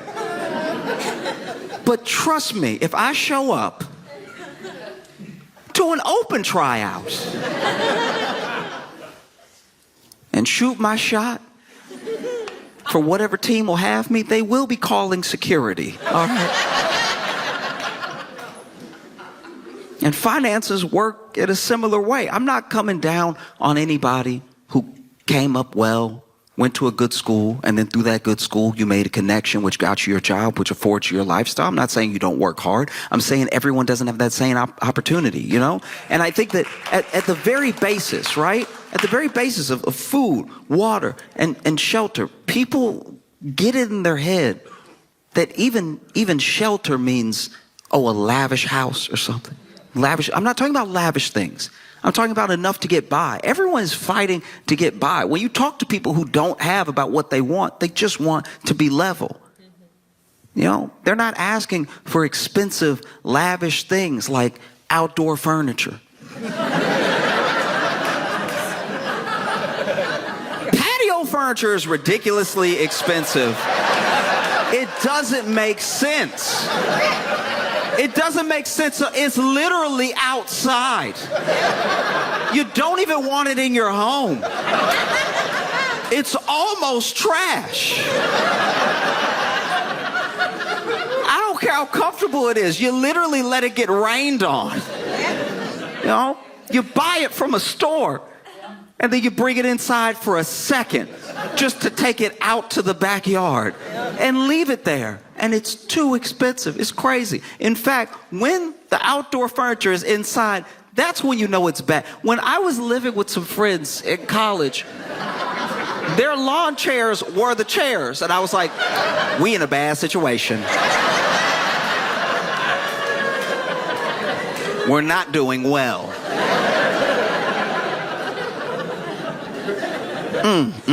You got the patio furniture in front of the TV. We about to die tomorrow.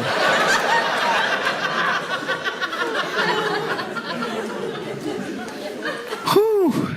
Yeah. You know? It's bad. It's bad. And it shouldn't be this bad, you know? You work, you pay your taxes, those things should come back to benefit you. And it's still, there's a narrative that's going on that's got all of us really going after and arguing with each other. As if there's limited resources, as if there's limited money, as if there's limited opportunity, and we know there's not. We know that there's actually plenty to go around. Even with the hundreds of millions of us that are in this country, there's plenty to go around because we know how much billionaires have. Because they make it known how much they have, you know? Like you see how much land they own and you're like, that is a lot of people could live there. That's crazy. Or you know that CEO that said he wanted to own all the water. It's like, that's something you keep to yourself. What a sociopathic thing to say. Oh, I want all the water. You can't even drink it. What's wrong with you? That's what kills me. It's like people think that it's solely government. People think that it's their job. They think it's not. I promise it's not. And what really burdens me, what keeps me up at night is that these people are siphoning all of this money. They siphon it from the government. They get benefits from the government. They get tax cuts from the government. They siphon all of this money. They siphon your wealth from you. They siphon it in wages by the fact that they don't increase. They siphon it off of like shrinkflation when they act like they cry poor and then they charge you more for less. They siphon all this money, all to what end? To have a few people have all that money. All of that money, more money than anyone will ever need in their lifetime. And you know it because they don't spend it. They siphon all of this money out. They are literally parasitic. And then they dress like me.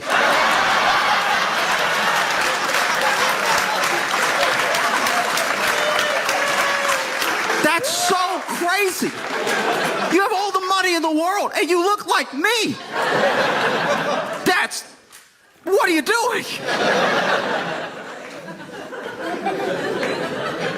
That's so crazy. Oh, it doesn't have to be this way. And I know sometimes you can feel powerless, especially when the big thing is happening, when the big thing is just going, you know. But it does with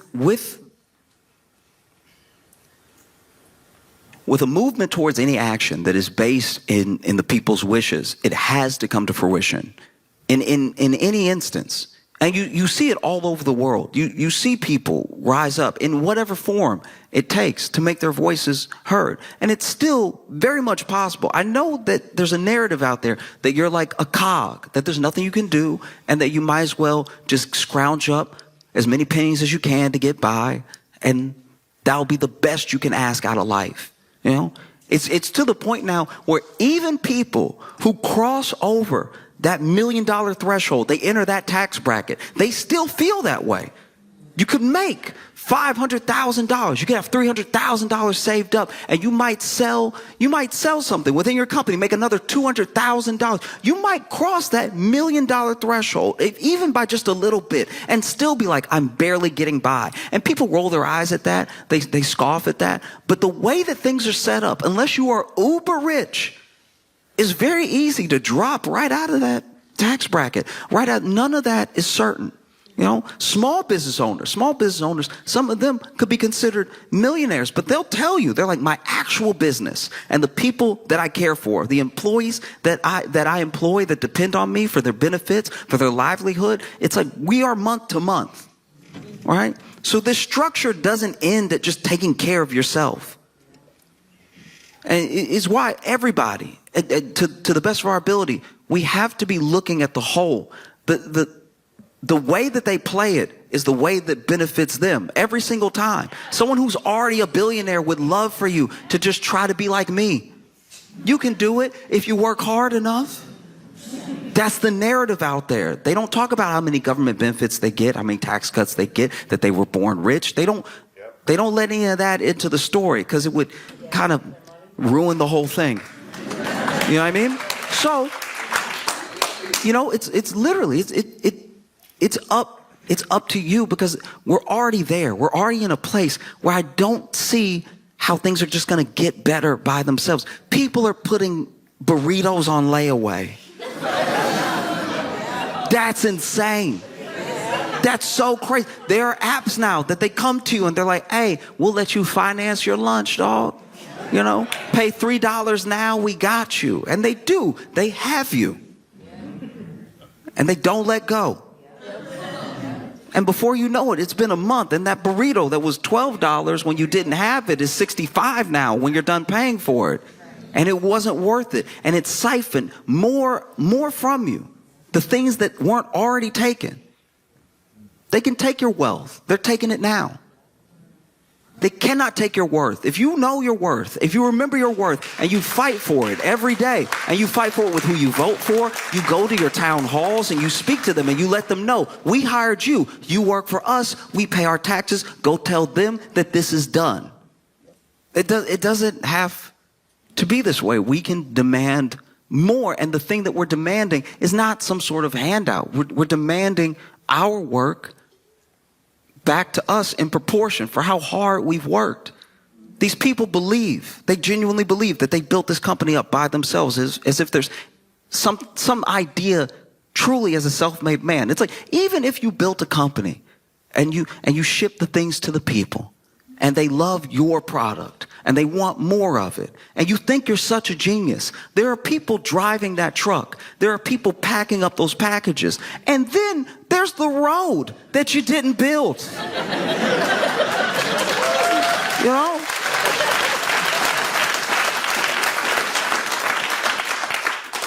In what world should it be like this? That's crazy. And then the narrative gets put back on us that we deserve these pennies, that we deserve such a small share of the thing that we helped build. Look around. Really look around when you walk around your city. Really look around when you travel. Wherever you go in America, no matter who you are, we built this. We built this together. We built it. And I'm not even saying that these like titans of industry don't hold a part in it. I'm not discounting someone having an idea and through ingenuity bring it to fruition to the point where they employ people, to the point where people depend on them. But there are responsibilities that come with that sort of thing. You know, I wanted to start a candy company, and I was like, nah, I'm actually going to be a terrible boss. I'd be a terrible boss. You know, I'd be in there in the candy factory eating all the chocolate, making myself sick. And then when people come to the factory to look at our chocolate, they'd be like, the boss is in the bathroom throwing up again because he's a child that can't stop himself. And that's why I didn't start a business, because I was like, you know, there are other people that are better at it. It's tough. You know, you shouldn't be put in a position where you got to put barbecue that you eat in the dark on layaway. Like that's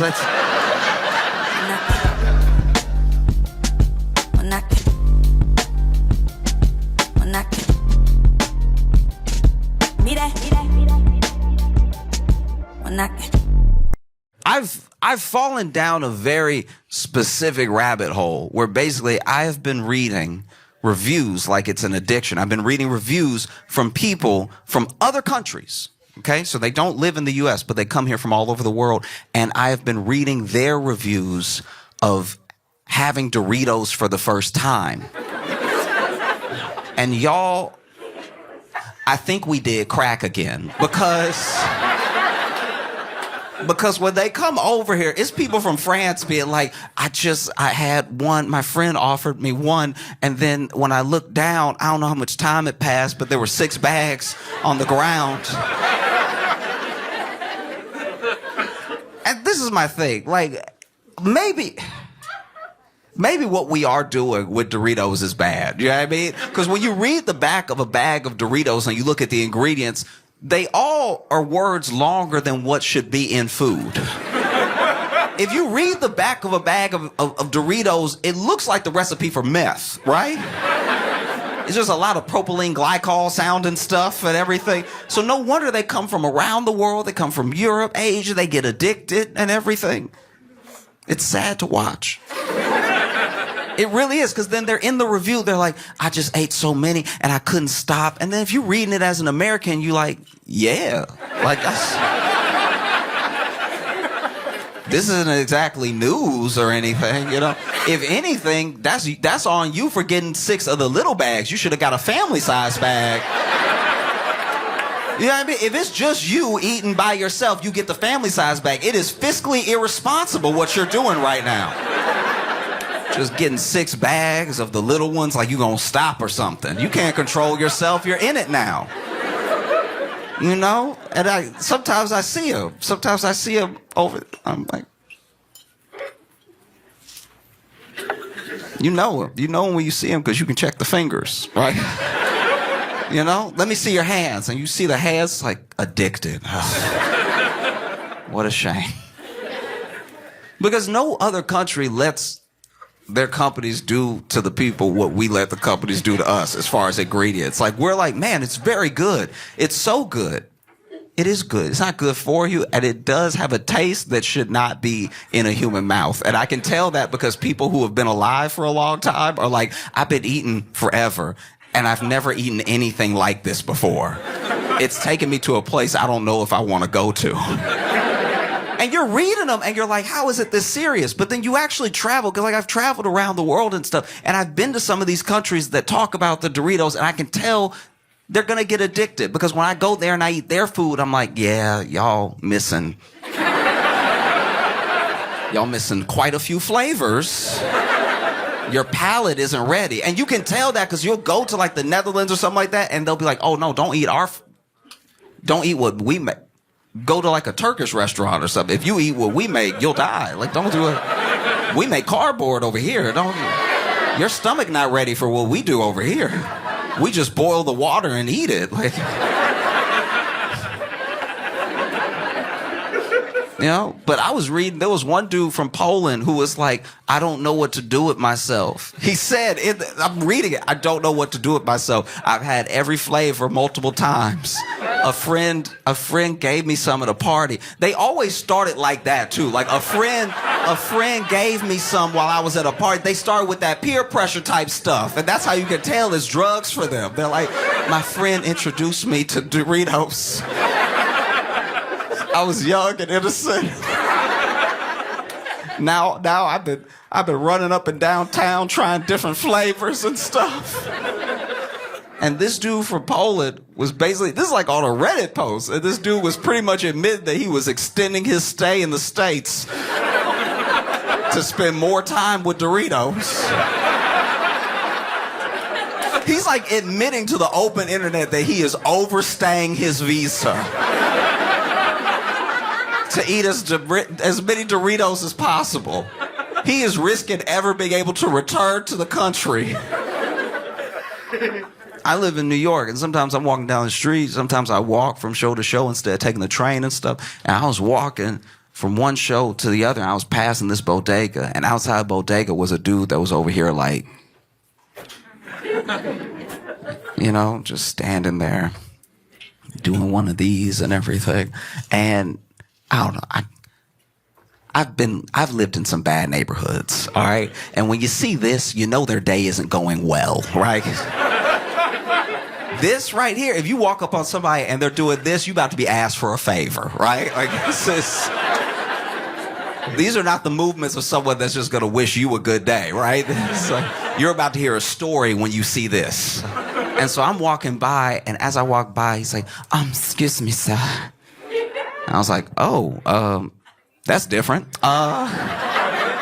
What's up? How you doing? He's like, I was just wondering if you could spare $1 or $2 so I could get something to eat in there. And then I had a $5 bill in my pocket, so I handed it to him. He's like, oh, thank you so much. to get some Doritos. It's like,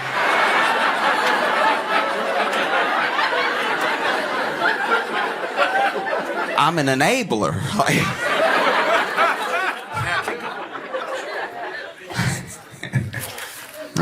I've been very excited to come to Dallas and spend time with you, make you laugh and everything. I love coming here because I grew up in Louisiana, and so we would come to Dallas a lot.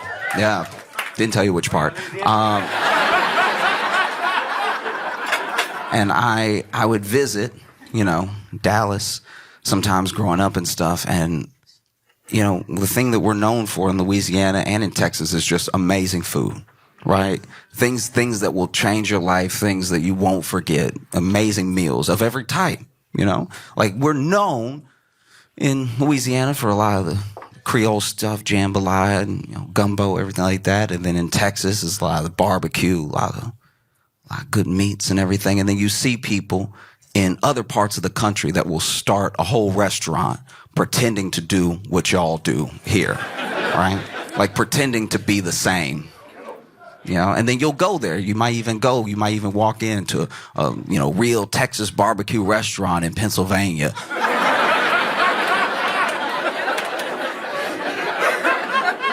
And you're nice, you're cordial, because you're good people. And you sit down and you have a couple bites, and then you're like, no. No. That was good. You tricked me. You got me to come in. That's good. I like what you did there. It's because you got the font right. You got the font on the... That's what got me. You got the print right on the awning. And, ooh, okay. Because this isn't Texas toast. This is fat bread. You did fat bread. You didn't do any... Oh, you won't get me again, but that's nice. That's nice. Got to give it to you. Wow. And that's the thing. Is that sometimes, you have food that people really believe in, but it is bad. It's just not good. Belief doesn't make a meal, right?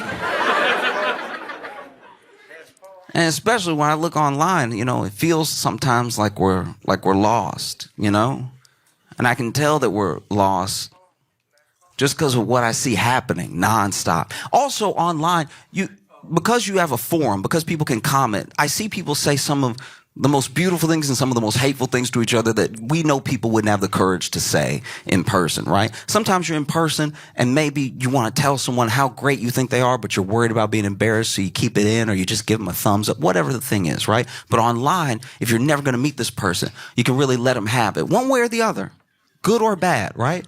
And so I've seen some really hateful comments that I know people wouldn't say if they were in person with the person, right? And when it comes to cooking TikToks, I think some of this hate doesn't go far enough. I think that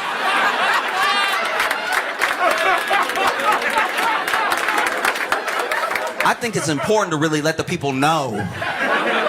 You know what I mean? Because you watching whole nasty recipes be made and then people just commenting the vomit emoji. It's like, no. We need to get into their personality. We need to get into their upbringing. We need to get into why they thought this was a good idea. Because they love to do it. They love to make nasty food and then film themselves, no shame, film themselves making the nasty food that should be illegal. The police should be kicking the door open as we speak. And not only did you not keep this a secret, you filmed it. You did an edit, and then you put it out for the world to see. You self-incriminated for no reason. And all this nasty food is somehow world famous, or it's Nana's. Stop putting bad food on your Nana. Don't do that. You know she didn't bring you up like that to be making this slop. You know that grandma is turning her grave right now, knowing that you're putting stuff like that on her name. Because then the recipes don't make sense. They're like, you could use half a cup of sugar or salt, whichever. And it's like, that's a lunatic. That's an actual terrorist right there. That's wild that you're just telling people that. Why do you believe that? It's upsetting because then... Back in the day, this is what I'm told by my mom. This is what I was told by my grandma. Back in the day, if you had a recipe that was nasty, You couldn't just broadcast it to the world like that, the way the open internet has allowed us to. You had to poison people one at a time. You had to invite them over to your home. You had to say, come on, no, let me cook for you. And then you had to sit them down. And then they had to smell what was happening and decide to stay. It was a lot that went into feeding bad food to people back in the day. And then maybe if you got famous enough, you could have a cookbook, and then one of the cookbooks, maybe you falling off and nobody knows yet because they didn't make it themselves. But now, you see people, and the videos look good. Ingredients popping up on the screen, and then they pop off, and then they're chopped. And it's a beautiful thing to watch. But then you see them take a bite of it, and you can tell it's nasty because they only take one bite, and then the video ends. They don't serve it to anybody.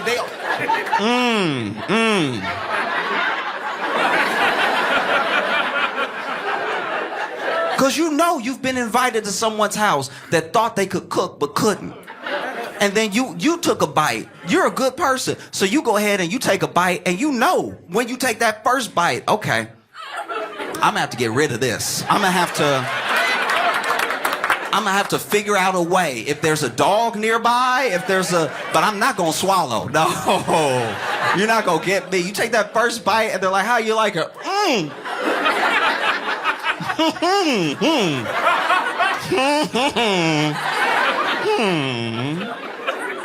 Oh, you can tell you made something nasty if somebody take a bite and then can I be excused real quick? Where's your bathroom at? They just in that bathroom sweating, just like, what am I gonna do?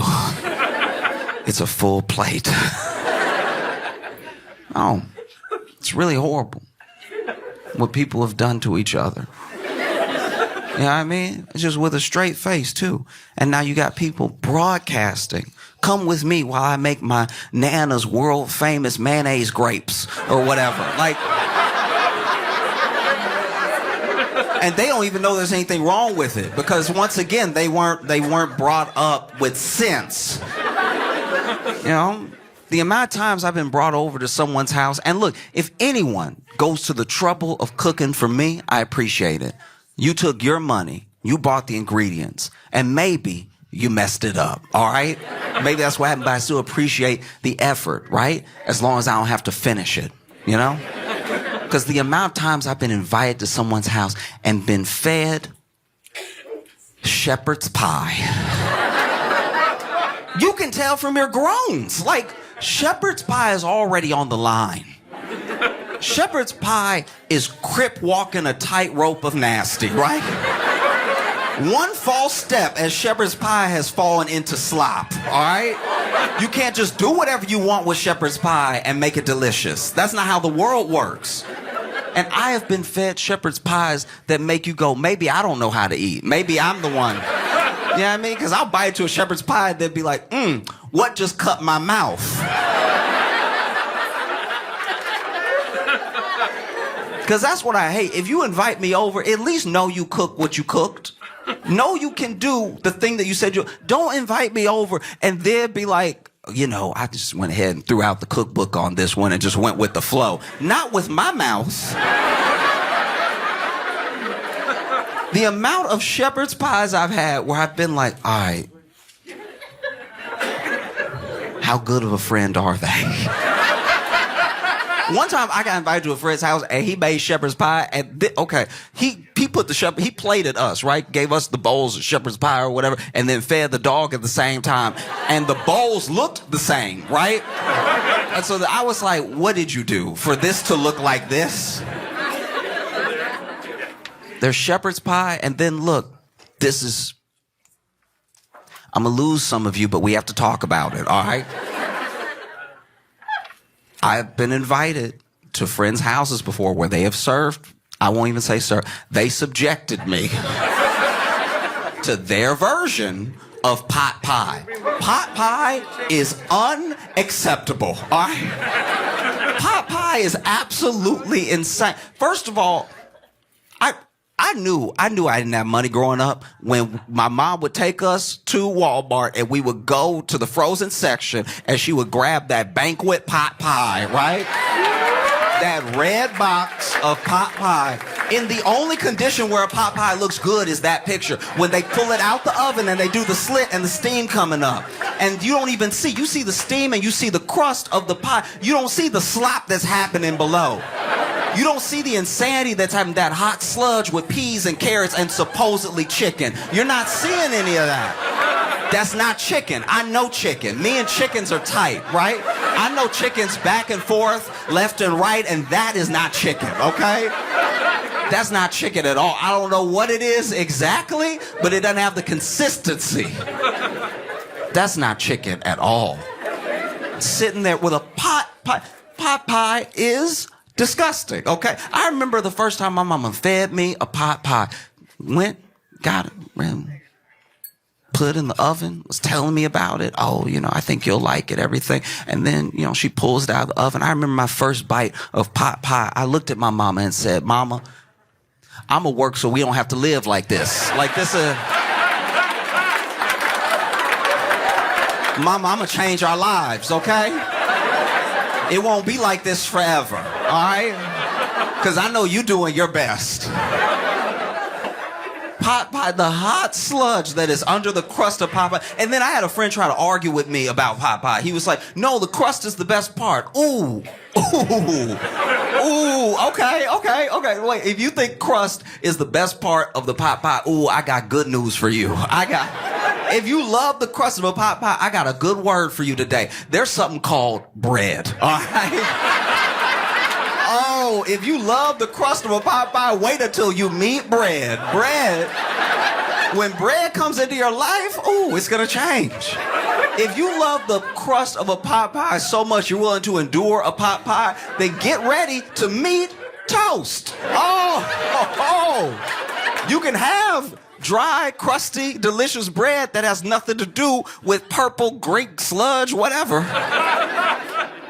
Because that's the other thing. It's people's version of pot pie. So I've had pot pies that were just like the standard peas and carrots and chicken or a little bit of beef or whatever. But I've also had ones where they were like, I threw a little goat's cheese in there. I did.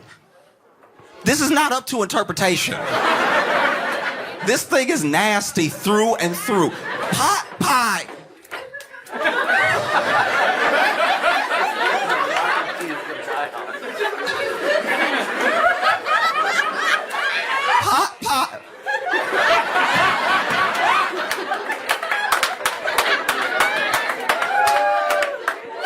Pot pie is white slave food, all right?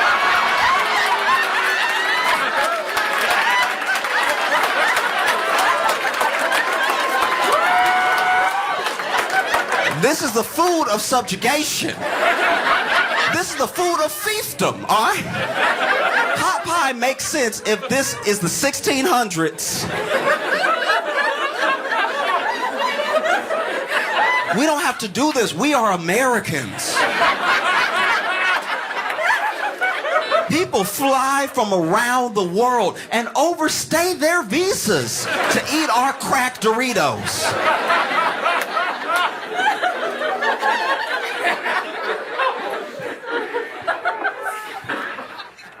I've been watching so much news, which is depressing. It's like they don't tell you about the good stuff. You gotta go find the good stuff on your own. It does feel like, I'm not gonna speak for anybody here, but it feels like, for the most part, I think I feel the way a lot of people feel, which is a sort of disillusion with some of even the process of politics, because we've become accustomed, because we have more access to information than we've ever had, and because we at least see ourselves as more discerning than we've ever been. We feel like we can tell when someone is lying, right? And we've all known and accept that politicians lie. It's to the point now where we don't even really judge who we vote for off of who lied the most. We judge it off of like how many people accidentally told the truth. You know what I mean? Like you look down the ticket and you're like, he got caught in that hot mic. I like that. That was a good one.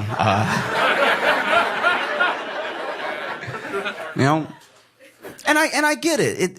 It sucks not just to be lied to, but when you're lied to, you know, and when you figure it out, you see the manipulation that was at play. And if someone's trying to manipulate you, they don't respect you.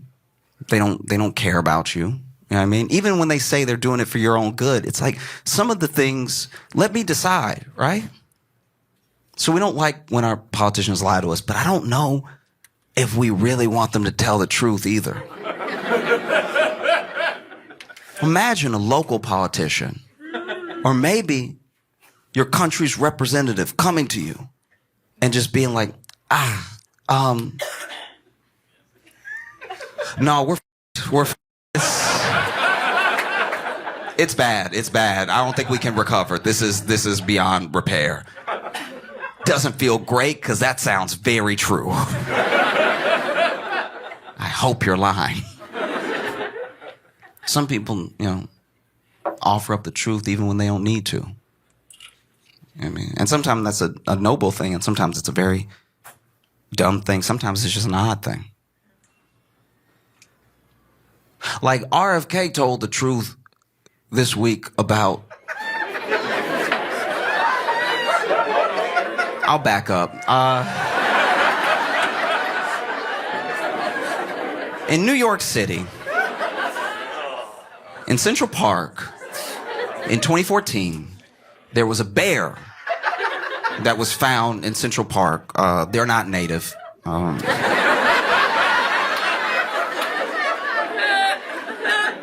There was a bear that was found in Central Park next to a bicycle, right? And no one understood what happened. The police looked into it. The police couldn't figure it out. The internet sleuths couldn't put anything together. It was a genuine mystery, a decades-long mystery up until this week. When RFK Jr., for no reason, told the world, yo, that was me. That was, I did do that one. So, RFK, as he tells the story, apparently him and his friends were going falconing. I don't know what falconing is. All I know is you took the word falcon and you made it a verb, right? I don't know if falconing means you hunt falcons or that you use falcons to hunt or you just talk to falcons. I don't know what y'all doing out there, but you put ing behind it, so I know it involves the falcons, right? And RFK Jr. was on his way to go falconing, and he's on his way, and then he stops in the road because the person in front of him stopped because the woman in the car in front of him had hit a bear and killed it, right? And so RFK gets out and sees that she's killed this bear, and he's like, I'll take it. Which is interesting, right? That's probably one of the last things I would have guessed you'd say when you see a dead bear. And so he takes it, he puts it in his car, and then he goes falconing with his friends, and they're having a good time. I know we're talking about RFK, but for a split second, I want to focus on the woman that was driving, right? Because there are a few shocks that she had to get over within her day. One, you're driving. You're just a woman in the world living your life, and you're driving, and then something runs out on the road in front of you, and you hit it, right? And that is a car accident. Like, we can't forget, this person was in a car accident. Like, I hope she didn't have any injuries or anything. And just a near miss alone can be shocking. It can rattle you for like days or a long time. Depends on what happened. And so she hits this thing and has to get over the initial shock of almost being in what could have been a very bad car accident. And then she gets out and she's like, what did I hit? Was it a deer or something? It wasn't a deer. It was a bear, which is specific. I don't know anyone else it's happened to. And so you get out of the car and you're standing over this bear that you've just hit, and you're also, wow, I was almost in an accident, so I'm shocked, my heart is racing, it's sad, I've just killed this animal. And then RFK Jr.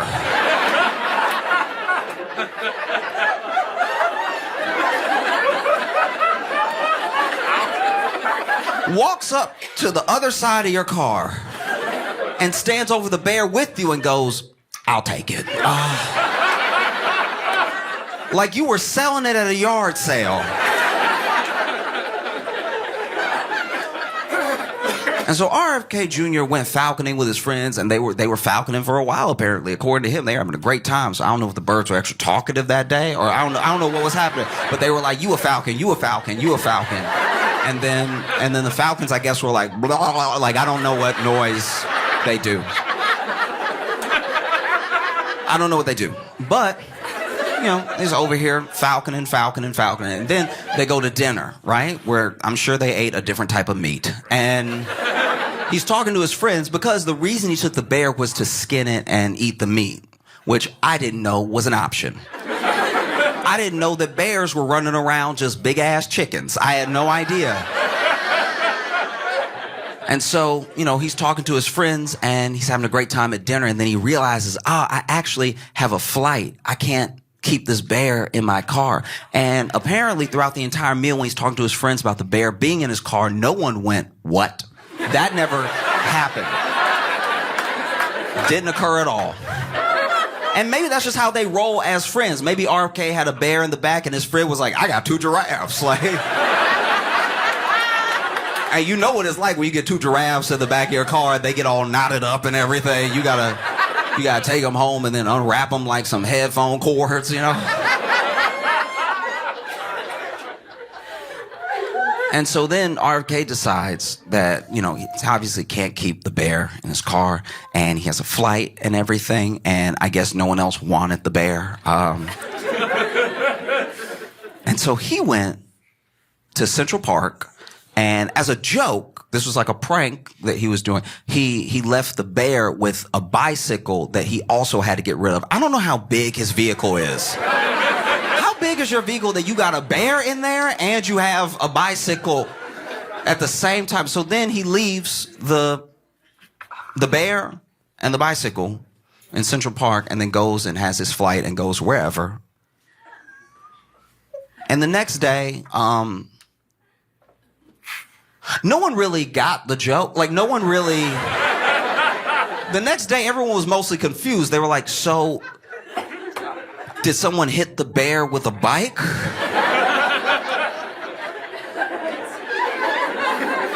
Or was the bear riding a bike and then decided to die? Like, was the bear on a bike and then was like, this ain't for me? You know what I mean? And so no one knew, no one put it together, no one solved the mystery until now because RFK Jr. came clean. Because he was the only one that knew. The other reason that no one solved it until now is that the woman who, let's go back to her for just a quick second. I think the woman that hit the bear and then gave it to RFK or let him take it and then went about her life, you know, she also didn't come forward because I think the next day when she turned on the news and saw the bear in Central...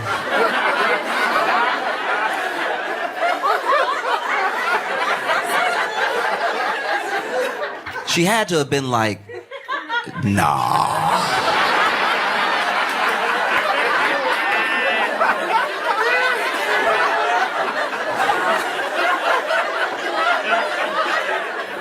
There's no way. I like to think that from her perspective, she hits the bear, RFK takes it, she goes about her life, but then the next day, she thinks that RFK thought that he needed to make it look like an accident. Like...